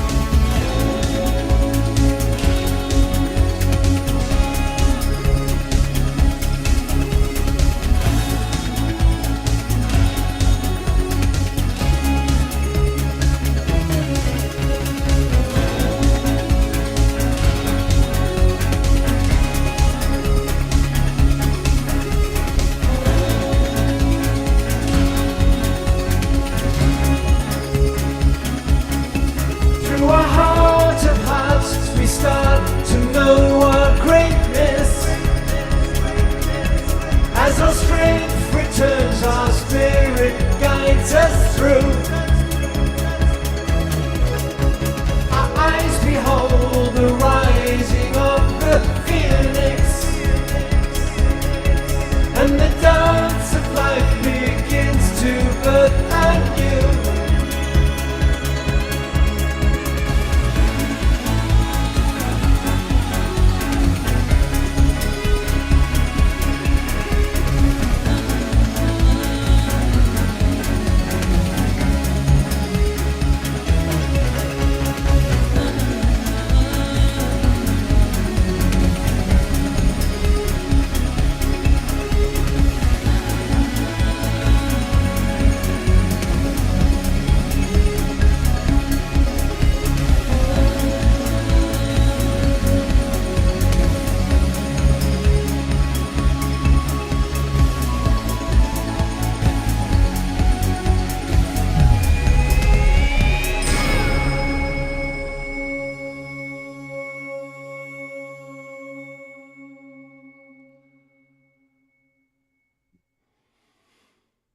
Well, that woke everybody up. Let's send lots of love and twinkles and hearts and applause and all sorts of good things to beloved. Yeah. That was amazing. Sleep after all of that amazing short films. And yes, just a bit of extra juice there. Thank you. That was wonderful. Absolutely wonderful. Thank you. And Omar Shar will close us out tonight. We'll have one more Omar Shar song. So we've got some really fun stuff. Khadijah will be on in a little bit, leading a meditation. We're going to have our prayer time. But my good friend Lori Grace, who I live with here in Tiburon, is with me. And we're really excited because I remember I got to look down at the little one here. We're going to introduce Swami Beyondananda and his alter ego, Steve Bierman. And we're really excited because he's going to be doing an event at Lori's nonprofit organization, Sunrise Center, a wonderful place. I've been going there and teaching there for many, many years. It's the happening place in Marin County for the kinds of things we have on the Awakening World: important movies, important topics, anti-aging, nonviolent communication, election integrity, UFO news and UAP stuff. I mean, all the really good stuff that we carry on this show. Lori has events happening at her place in Corte Madera, and she's got one coming up with Swami. And tell me a little bit about, and before we bring Swami up, what about Swami do you always appreciate? Oh, I just noticed that when I'm with him, that laughter bubbles up after in me, unplanned, and I just say, wow, oh gosh, how precious this is. And how precious this is during this time in our country. Yes. With some of the stress that we're going through. Yeah, he does a I'm blessed by that. Yeah, he does a great job of taking topics that are normally divisive and getting us to laugh at ourselves and laugh at it without focusing on just one political party or one particular person. Yes, and greater unity and connection. Exactly. Well, since we're talking about him with so much love, I think we should bring him up. So, well, that's not Swami Beyond Ananda. There we are. Okay, very good. Well, that was a wonderful introduction. And that's really, really true. I think that what the world needs now is love and laughter. That's the only thing our hearts are truly after. That's the bottom line and the top line. And as for politics, I call myself a political nomad. That's right. I nomad at you, you nomad at me, and that way we can create no madness on the planet. Right? Brilliantly put, as always. Beautifully put. Yeah. And by the way, I want to tell you about this event. It's called Swami Beyond Ananda, Wanted for Questioning.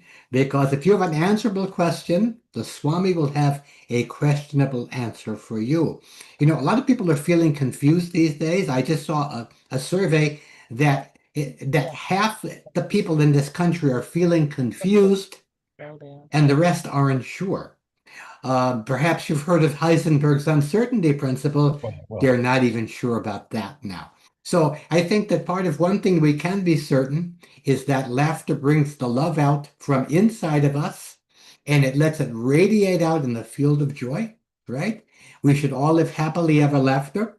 And this is a very unusual program because it is the first of what we hope the many. I've always wanted to have like a call-in show. Well, this is a call-in show. It's going to be happening live.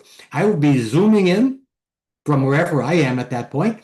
I love the idea of being ubiquitous, everywhere, all of the time. That is really very cool. And so anybody can be on the call, and the people who come in person, live in person, will be able to ask me questions face to face. Everybody else, there'll be room for them as well, but they could put their questions in chat. If something is puzzling you, ask the Swami and have it puzzle me too. Yes? So this is a very, very important time. Now, I know that each of you, being enlightened, because you're on this call, you realize that all of the answers we need are already within, right? Well, it's matching them with the corresponding questions. That's the challenge. And so I will be there for that program. Come bring your friends. You know, you can have a bunch of people in your living room all watching this program at the same time. It's happening live. It's not a set. It's all questions. So the audience is going to be providing the material. As I've said many times, the reason we're in the material world is to get more material.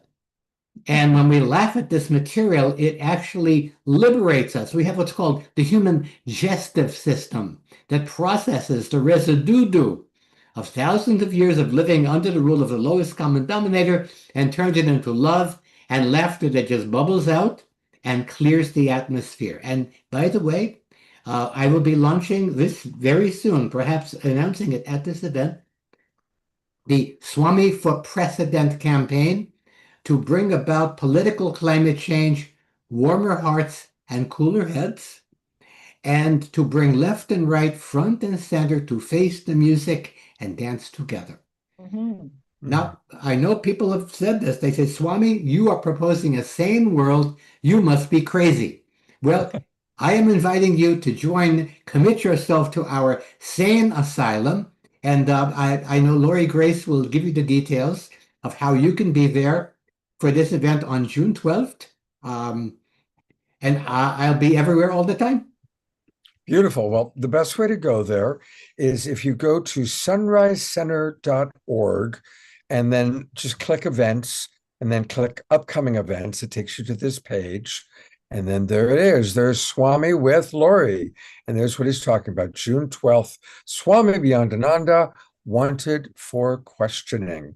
And you can get tickets that way. Just click get tickets, and that gives you your option.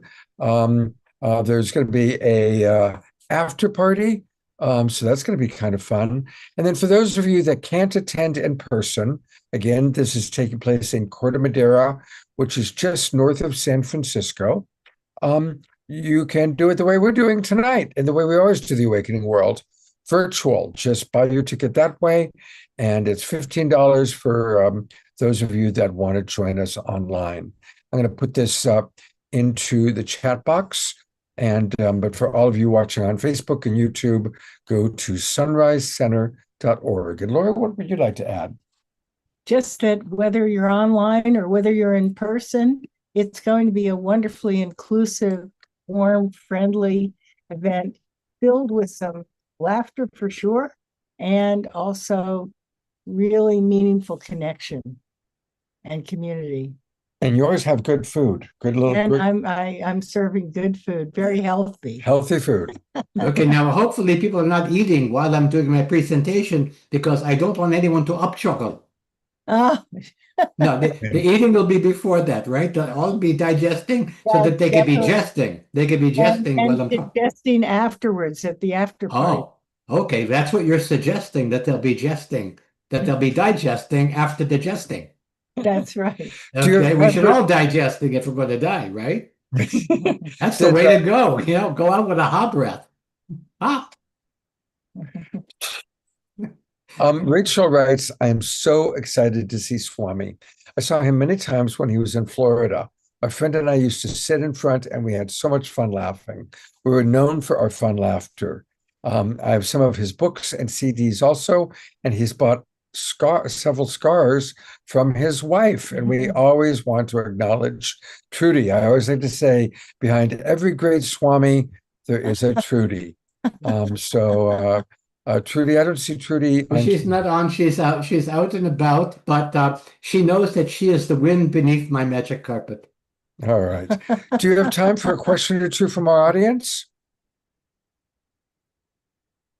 Swami, do you have time for a question or two from the audience? In fact, I have several answers left, so go ahead. Yes. Okay. All right. So pop your questions into the chat box. Rev Deb, I know you've got to have at least one inside of you.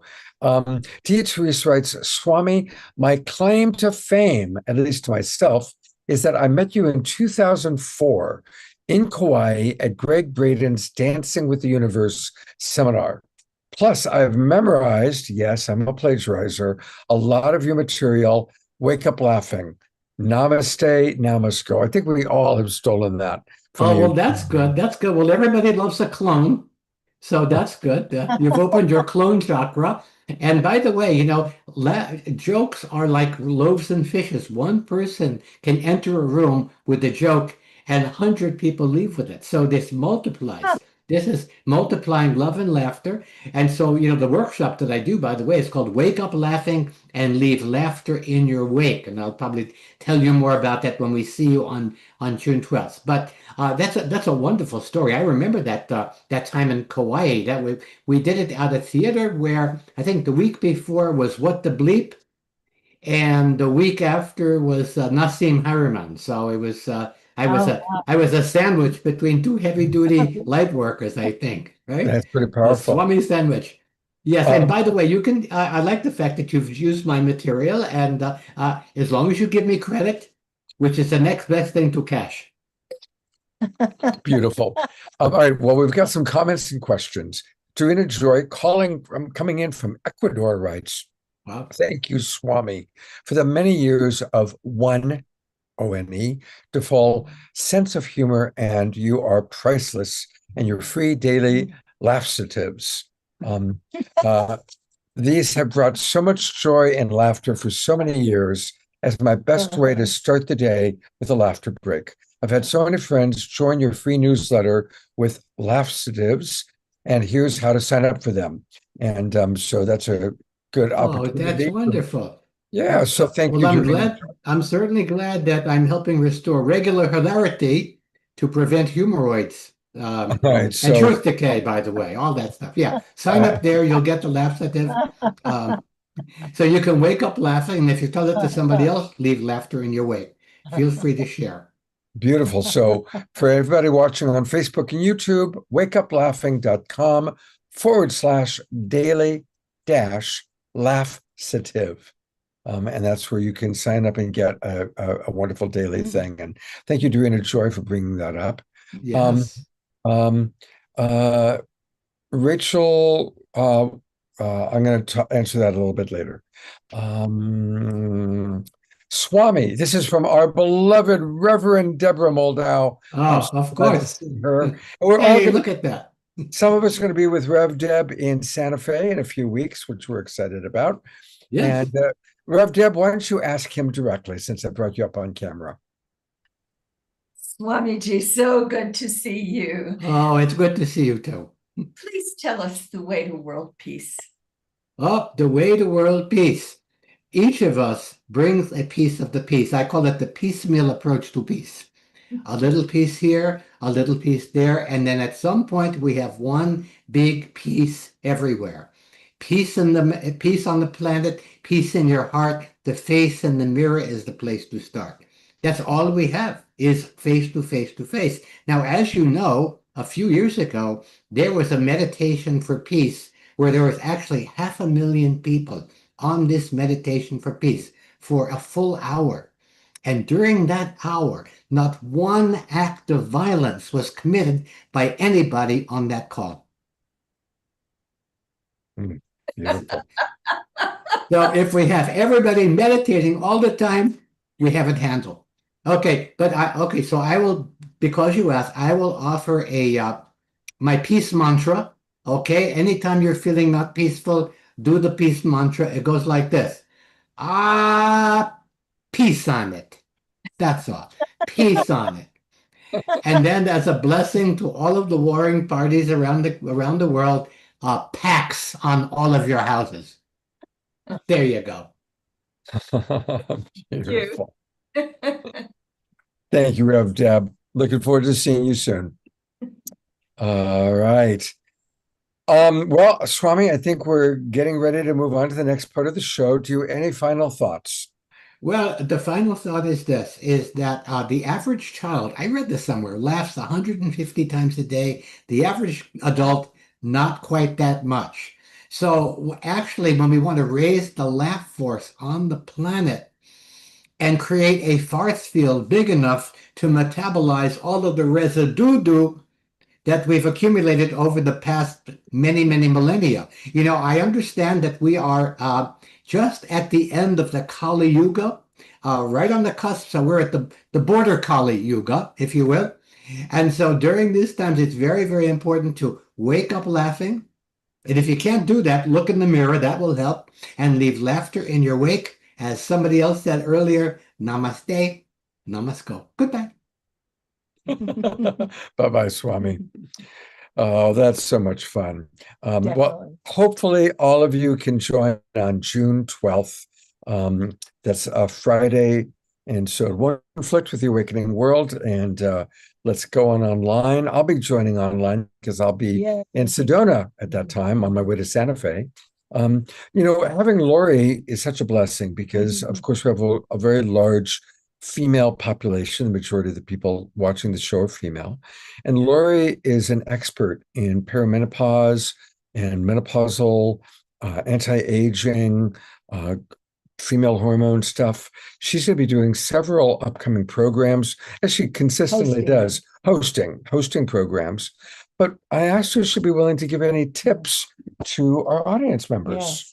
Well, I wanted to say it's possible that it's going to be online. It still has to be discussed.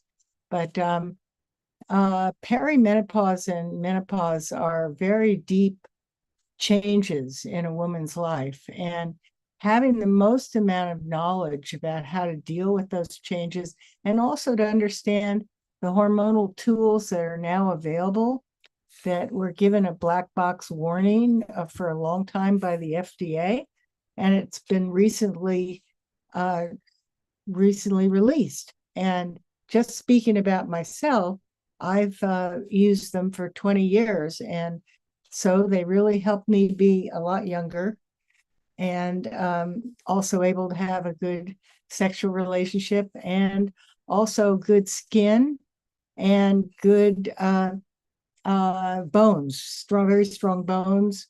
And so it's very important to be aware of this. Also, more balanced moods. There's enormous opportunities in better sleep, and you have to know about it first. And so I have two women coming on who present at corporations, and I will definitely tell you that I'm the living example of how successful this can be. And I've worked with doctors, gone to conferences, everything. So I'm hosting them, but I also want women to be as empowered as possible, and to recognize that a black box has been lifted, and that since we deal with a primarily male-centered medical world, we need to also come together in community, and community with the men who love us as well.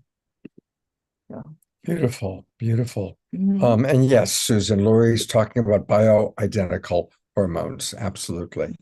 And I know that Olivia and Rev Deb might be needing to leave to get their beauty sleep. So I noticed your notes in the audience. So thank you so much, Olivia, for creating an amazing show. And Rev Deb, love you so much and appreciate you both. And they're members of the Evolutionary Leaders Circle.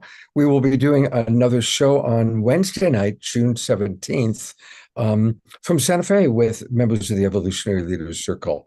That'll be our upcoming Awakening World show on that evening. And we will definitely do more programs with Lori on the aging and all the good things that she's talking about. And someone needs to mute.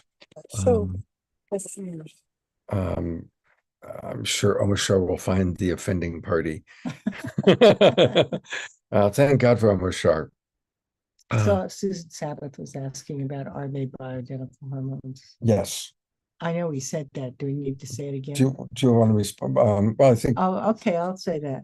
So I want you to know that there was a question from Susan Sabbath about bioidentical hormones. And yes, these are bioidentical hormones.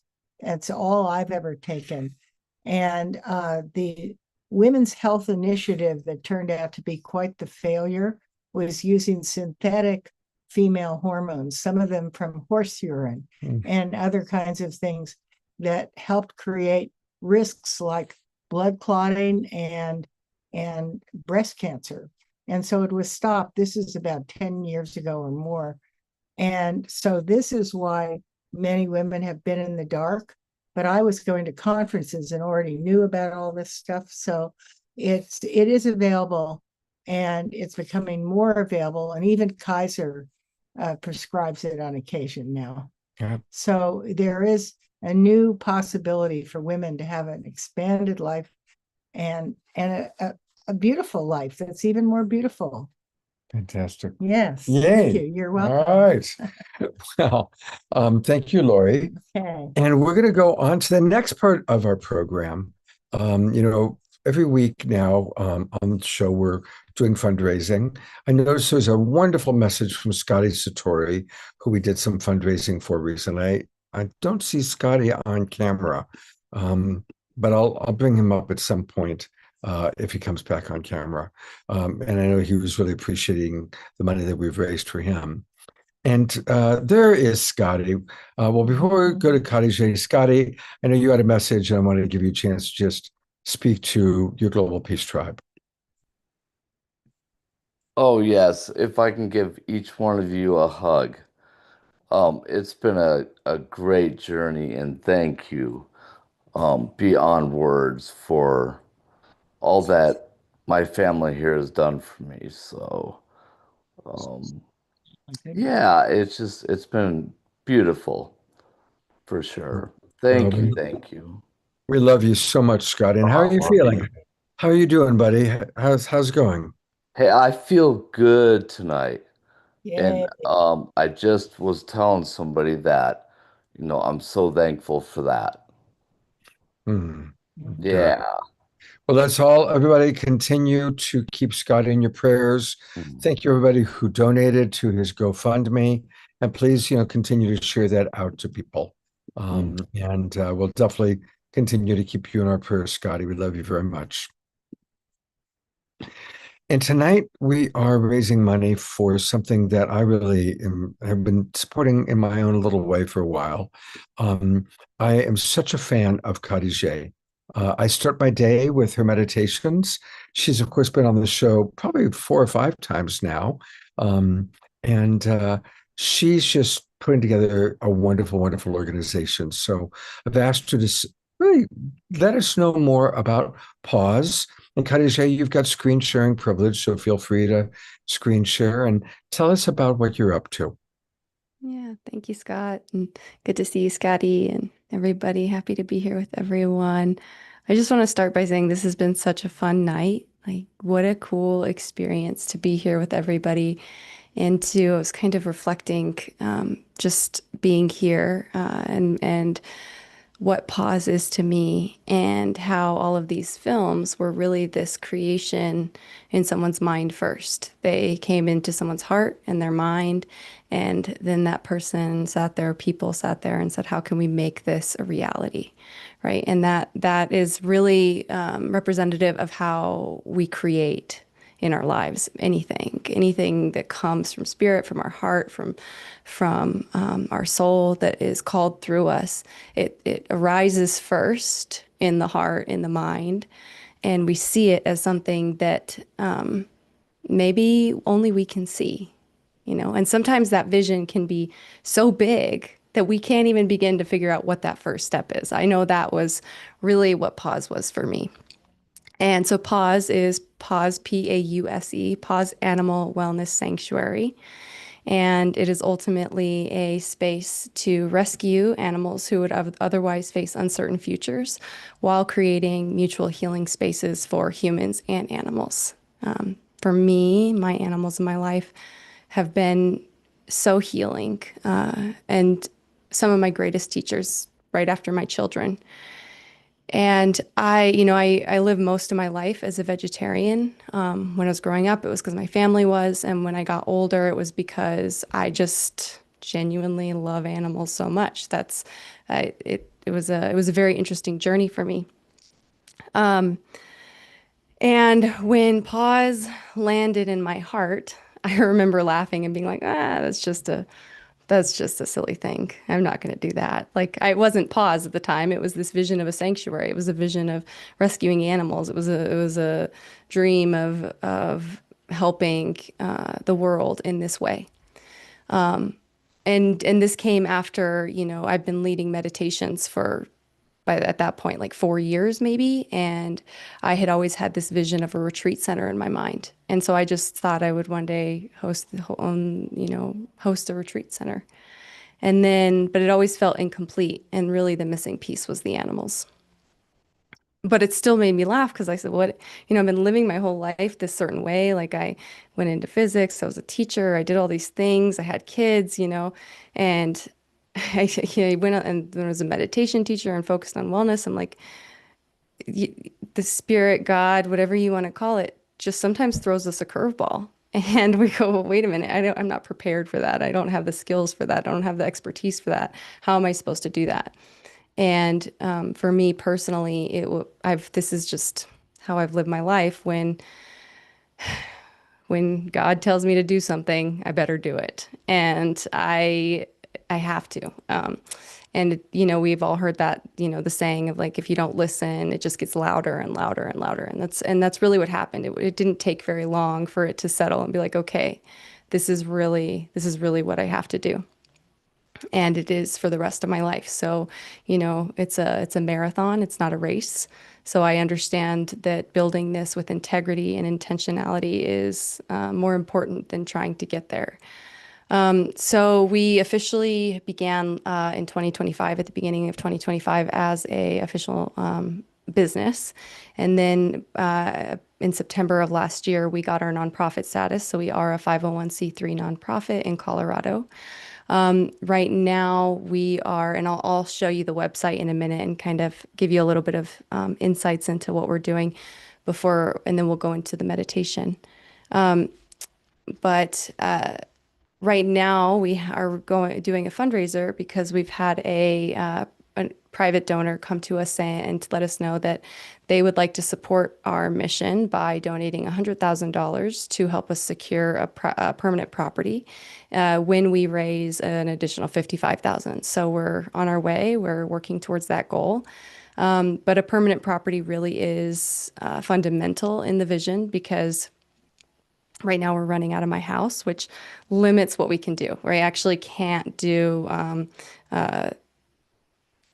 very much, because we have to get into the permanent property to get all the proper licensing to actually be able to scale it. So right now we're limited by how many animals we can have at any one time. And that's really small. And then of course we also can't have farm animals, because I'm pretty sure they don't want a cow in the city in my backyard. So I have to be patient for that, because I guess my close friends know that it's, some people dream of owning a dog and having a dog, and I'm grateful. I love my dogs, absolutely. But I've, for many, many years, dreamt of having a cow as my friend who hangs out with me. They are extremely intelligent creatures and very protective of their family, and very loving animals. And I think sometimes they deserve a little more credit for how awesome they are. Anyway, so let's see, I'll share my website just for a moment, and then I want to do at the end just kind of a heart-centered meditation to really kind of feel into the heart, and then just send that loving intention to all of our own passion projects, to all of those earlier. This wonderful question was asked of what do you want for your future? It was asked to all the presenters of the films. I think we all have that in our lives. We have some vision for our future. So I just want to spend a little bit of time sending some love to our own life and then those around us. But let me just share my screen, and I'll pop some links in the chat for you. It's so fitting, right? Because the universe always gives us exactly the perfect thing. So I'm sitting there trying to come up, I'm not trying to come up with anything, but I'm sitting there kind of awaiting the name of the sanctuary, because I knew this was going to happen. And I'm like, I wrote down the word pause, P-A-W-S, on a paper. And I'm just kind of like, well, what is this? Because there's so many businesses around the world with the name pause in it. Like, that's surely taken. Where am I going with this, And I heard pause for pause, which is what I do with my dogs every time they come inside. I have them pause at the back door, pause for their paws, because we're in Colorado, and when it's wet, it can get kind of muddy, and then we have mud all over the house. So we pause and we clean their paws, right? So that's our little thing. And I heard that, and I was like, okay, so pause, right? And then it just flowed. It was like animals, and we're talking about wellness for humans and animals, and it's a sanctuary, because that's what it is. So that was how it came. And then of course the wonderful acronym. I have lost everybody. Hold on, I want to see all of you as I share my screen. We can see the screen okay, right? I'm doing it right. Okay, thank you, Omashar. So this is actually just our website. You can go to Pause Sanctuary. So it is PAUSE sanctuary.com. And you'll see on the front page, this in the background is the same picture that's behind me. This is really kind of my vision board of a future sanctuary space. Within reason, right? The animals are not there yet in the image. This mission of Pause is dedicated to a dear friend, Tobias, who passed away not quite 2 years ago, but he really inspired this vision of a space where humans and animals could heal together. He was my son's soul dog. I witnessed my son just heal so much from having this connection with this animal. And he was always just a goofy little guy that made all of us laugh and brought so much love and light to anybody's hearts. And these are my two best friends right here who are on this mission with me, and who are, helping me behind the scenes. So you can kind of just visit our website. You can learn more about us. You can read about our mission. You can meet the whole team. We have quite a few different volunteers that have been helping us with this endeavor. These are my two beautiful children right here at the end. Love them dearly. And then at the very top, you can find our 55K goal, and that's where there's more information. This is me walking 3 of our dogs with this girl right here on the end is a foster and adopted dog that doesn't actually belong to me, but I spent a long time with her and I love her dearly. And I'm always enjoying the time I get to spend with her. Her name's Lily. And so this kind of just talks to you about what we're doing for this endeavor. It explains where you can donate. We're accepting donations across a multitude of platforms, so you can donate in many ways, whatever works for you. But all of those donations are getting added into this progress bar here. So that's taking a little due diligence on my end because I have to find them and track them and make sure that I manually input them all. And then this explains what this money is going to go towards. So it tells you how the money is going to be used, going towards the property, compliance, animal care, and ongoing operations. And again, this is just to help us secure an even larger donation that's really going to help us make a greater impact in the lives of animals and humans. And then here's just some fun little pictures so you can see some of the different animals that you're supporting, and then kind of thinking about how it's animals just like these that you're helping serve. Animals don't always have the best way to advocate for themselves, and they kind of need our human voice to speak for them sometimes. And then, it explains a little bit of a deeper why, and there's some answers to the questions here and some more information. Of course, I put my contact information in the chat. So if you have any direct questions, you can just reach out to me. That's not the pause email. That's just my personal email. The pause email, I can put that in there as well if you wanted to email pause directly. Okay, yeah, I think that's what I wanted to share there on the website. And again, it's in the chat. And I think it's a good time to go into a meditation. I love it. I love it, Scott. Whenever we're talking about pause, you always have your sweet Well, little I've got to bring Jasmine Bear up, right? And she just turned 7 years old yesterday. That was her birthday. Oh. And our animal friends really are just, we learn so much, and they are the teachers of love. I'm a love coach, and I learn more from her than any human being. I've learned a lot from Lori, which I'm grateful for. But let's definitely support Pause Sanctuary. And I just wanted to really encourage everybody. I'm going to go in and I'm going to donate tonight. And I hope that everybody will donate. And, even if it's $5, it just lets her know that you really care and you appreciate what she's doing. And of course, more than $5 is wonderful too. And I'll donate as well. Well, thank you, Lori. Thank you. Thank you. And I noticed that Susan Bloomquist put in a chat box a donation of it's not money, but it's what she does, Sunny Thermal. So that might be a wonderful addition to your sanctuary. So anyway, I just wanted to encourage everybody, please do donate, and I'll turn it back over to Khadijah for meditation. Yeah. Yeah. Thank you, Scott. Yeah. I love that you said that, because, my puppy dogs, they're so sweet. Anytime that, and they sense energy. They're the most intuitive beings that not puppy dogs in general, but all animals are the most intuitive beings and the most in tune with their intuition. My puppy dogs are just so loving.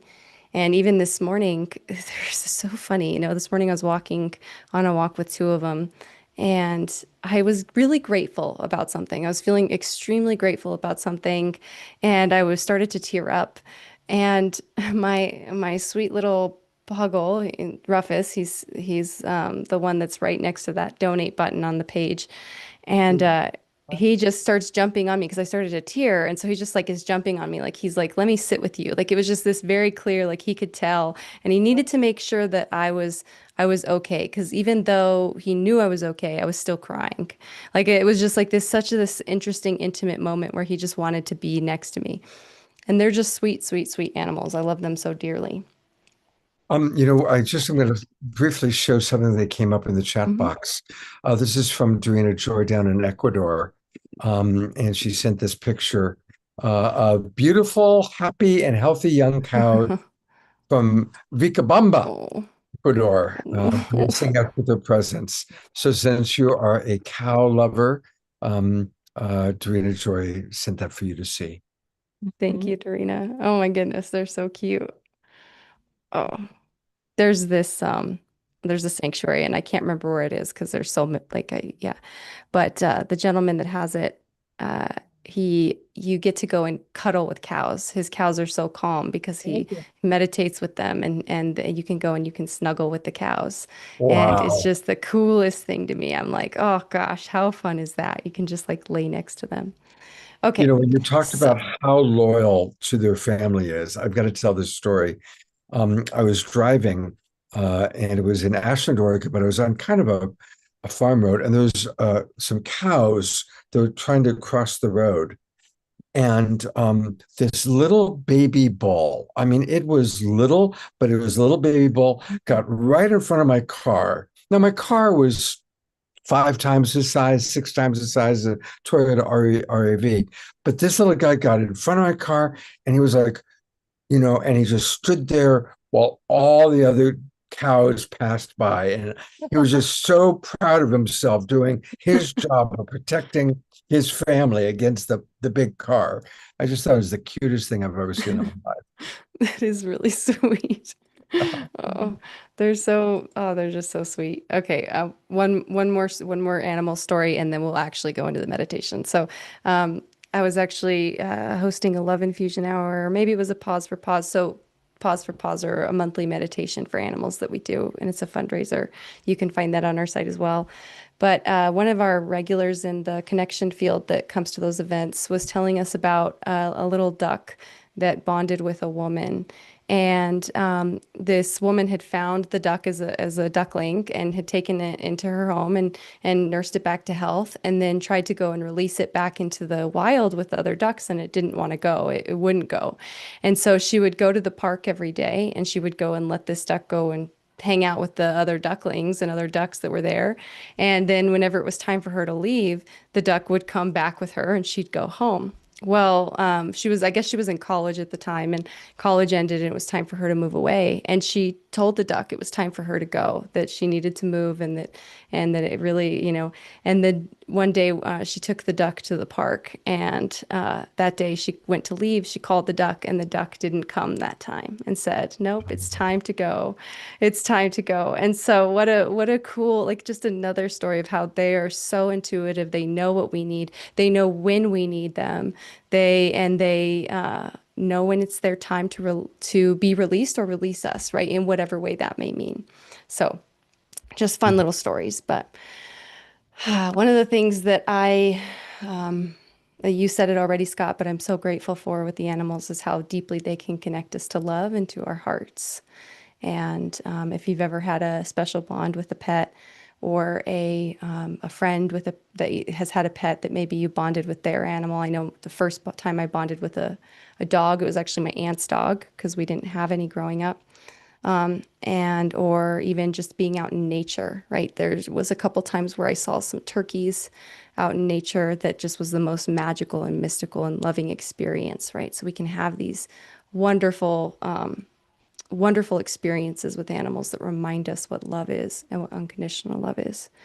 So as we go into this meditation, if you're struggling to find the feeling of love, which is, I don't think that's what's going to happen, but if you need a boost, you can just remember those animals in your life and what that feels like, right? So if you haven't already, it is that perfect time to find a comfortable space. And when you're ready, allow your eyes to gently close.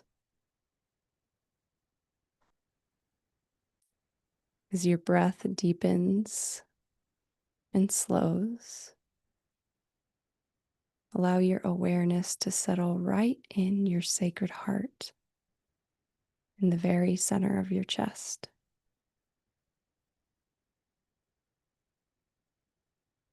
Breathing deeply,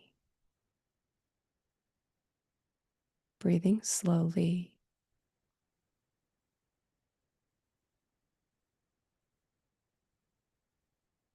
Present in your heart.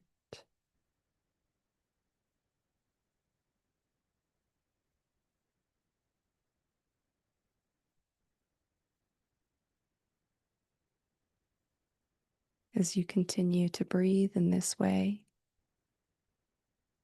invite the feeling of love to arise.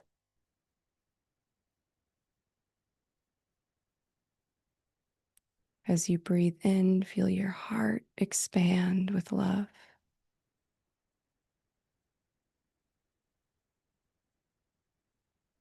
As you breathe out, let everything else fall away and settle more deeply into love.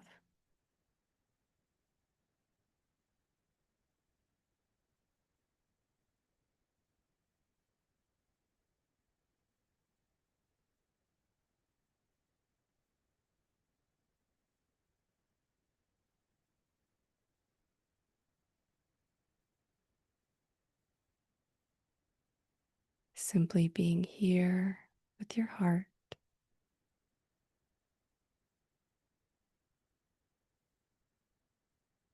connecting with the energy of love.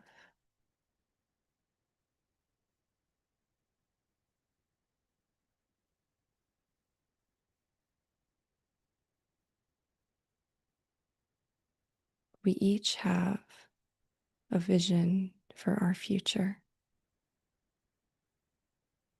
a divine mission to fulfill.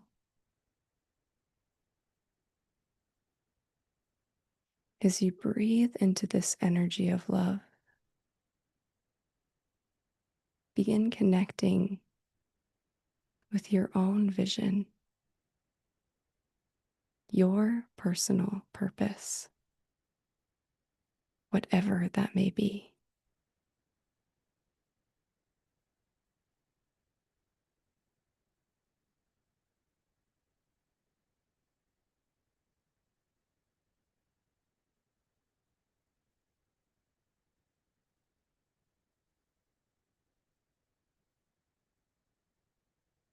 With each breath in, breathe into the vision of your future.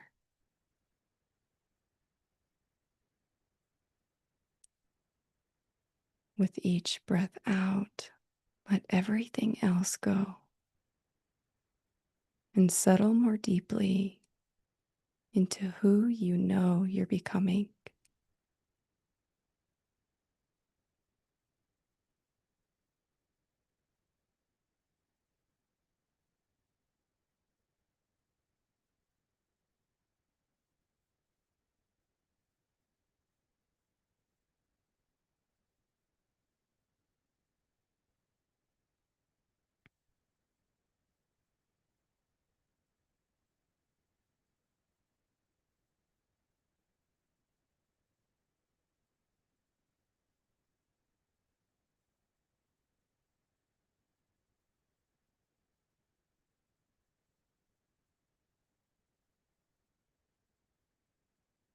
Every breath amplifying the purpose for your life as it fills with love.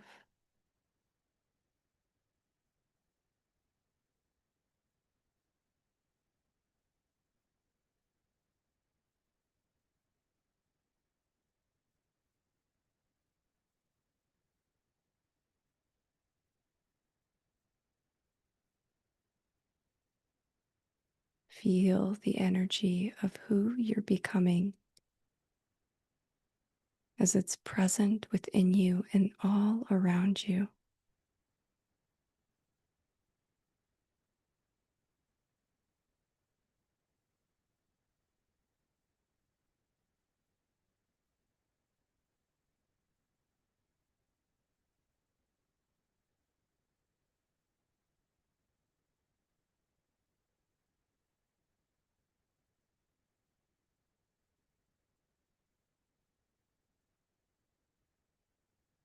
And for the next few moments, with every breath of love, let this feeling amplify and become more real.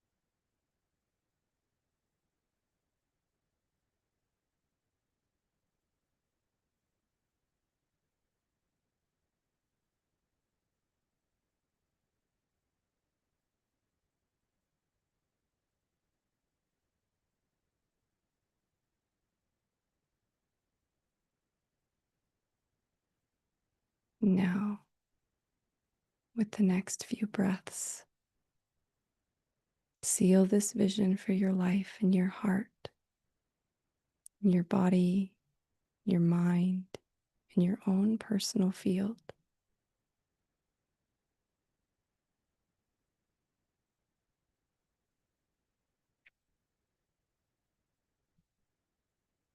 And gently allow your awareness to return to the physical space that holds you, bringing with you this new knowing of who you are and who you are becoming.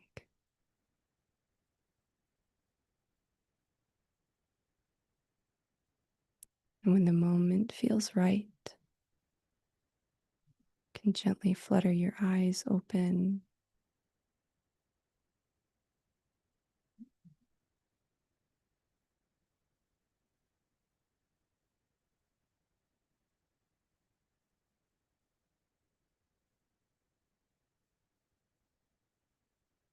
Thank you, everyone. Thank you so much, Kati Shay. A reminder, you can find all of her beautiful meditations. Go to YouTube to Soul Journey Wellness or her own personal website, Soul Journey Wellness, Kati Shay. And her meditations, she's got one for everything. And as you can hear, her beautiful, beautiful voice and her incredible ability to just create presence. And there they are. Thank you for putting them back in the chat box. And you can contact her, Kati Shay at journeyintothesoul.com or katishay.com. So and let's all donate. I just donated myself, and I invite everybody else, please, to donate. And we're going to Thank you, everyone. this gentle energy that she's created and go right to Diara for prayer time. Thank you, Scott. Thank you, Kati J, and everyone. And I have my gentle, dear, dear friends behind me now. So in honor of your mission and all the animals of the world, and taking this beautiful love space, bringing it into the depth of our tribe. And tonight we have a few very specific prayers. So holding the light and the love while I speak prayers and love for the moms, for Omashar's mom and Cornflower's mom, for those in our Zoom room who are regenerating physical vitality, and then calling in special energy for our beloved Ayada and her ex-husband, her son, and for Ayada and her beautiful central nervous system, for her tender heart. She's been through so much. And then taking in a deep breath, I'm going to ask that we send prayers down to my beloved interfaith family in San Diego. We got to meet Reverend Abigail and Reverend Steve here during our interfaith show. And many of the interfaith members and the whole community is rocked right now by an incident that happened, a tragedy based in inability to allow for other religions to express themselves. So sending love to the community that's in shock, that's feeling deep grief and deep loss. So we scoop up all those that we love in our families, in our towns, our trees, all of life that we love. And just asking that this love, this beautiful space that we've been brought into, the creativity, the joy, that we take that and spread that out to the places where we know that there is great suffering happening at the same time. And I can feel our capacity to shift that. I can just feel all the heart resonance going out.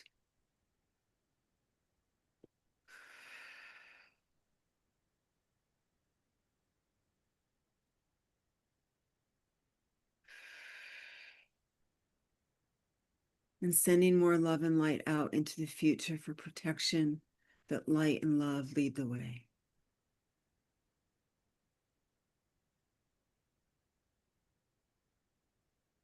And as always, making sure we drink from our own well cup. I hand it back to you, beloved Scott. Beautiful. Thank you. Thank you very much, Giara.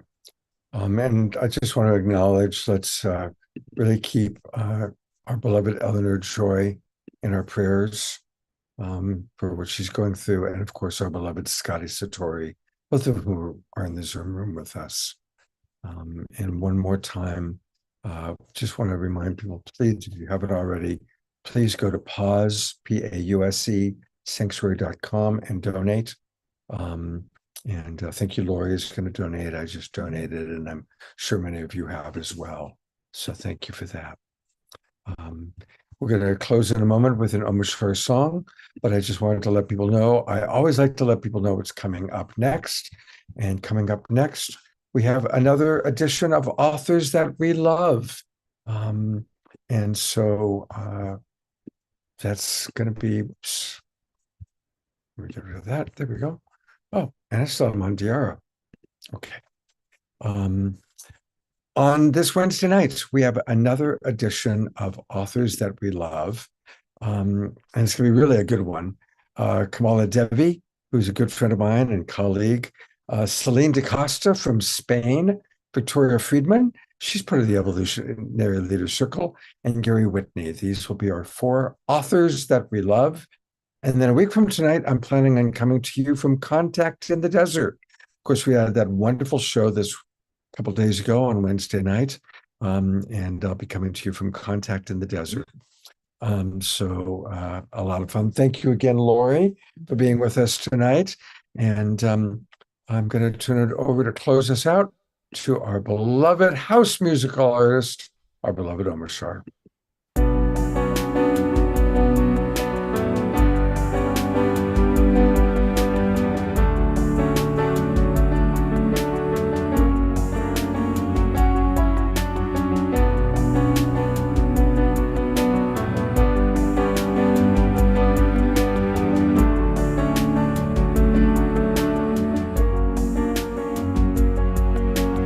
We are gathered in this nation, raising frequency, raising vibration. Hearts are open, hands together, loving each other, sisters and brothers. What we are is light in form, and light in form will lift us all. So don't give up on walking tall. The time is now, so heed the call and wake up to the light of this new day.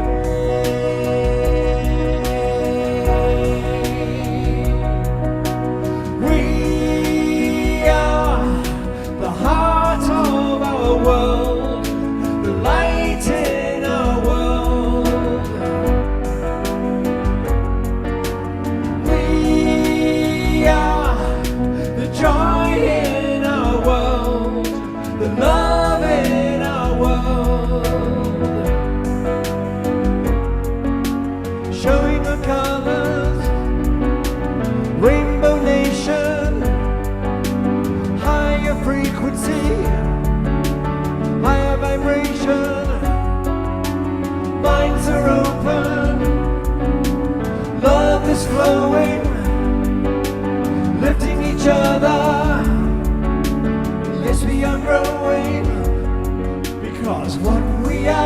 is light in form, and light in form will lift us all. So don't give up on walking tall. The time is now, so heed the call, and wake up to the light of this new day.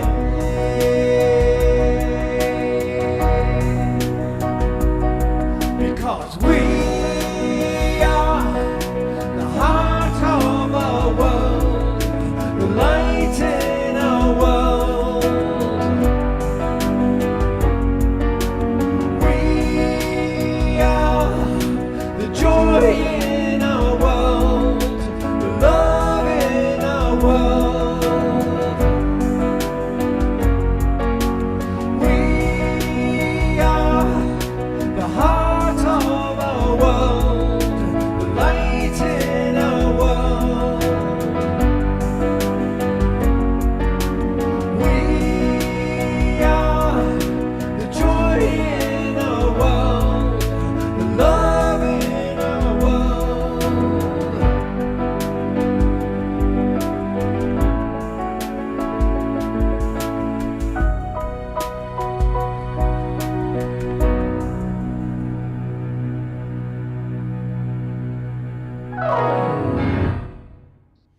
Fantastic.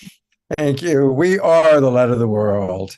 How wonderful to see all of you that are still with us, even though the show ended tonight. Thank you again to Net.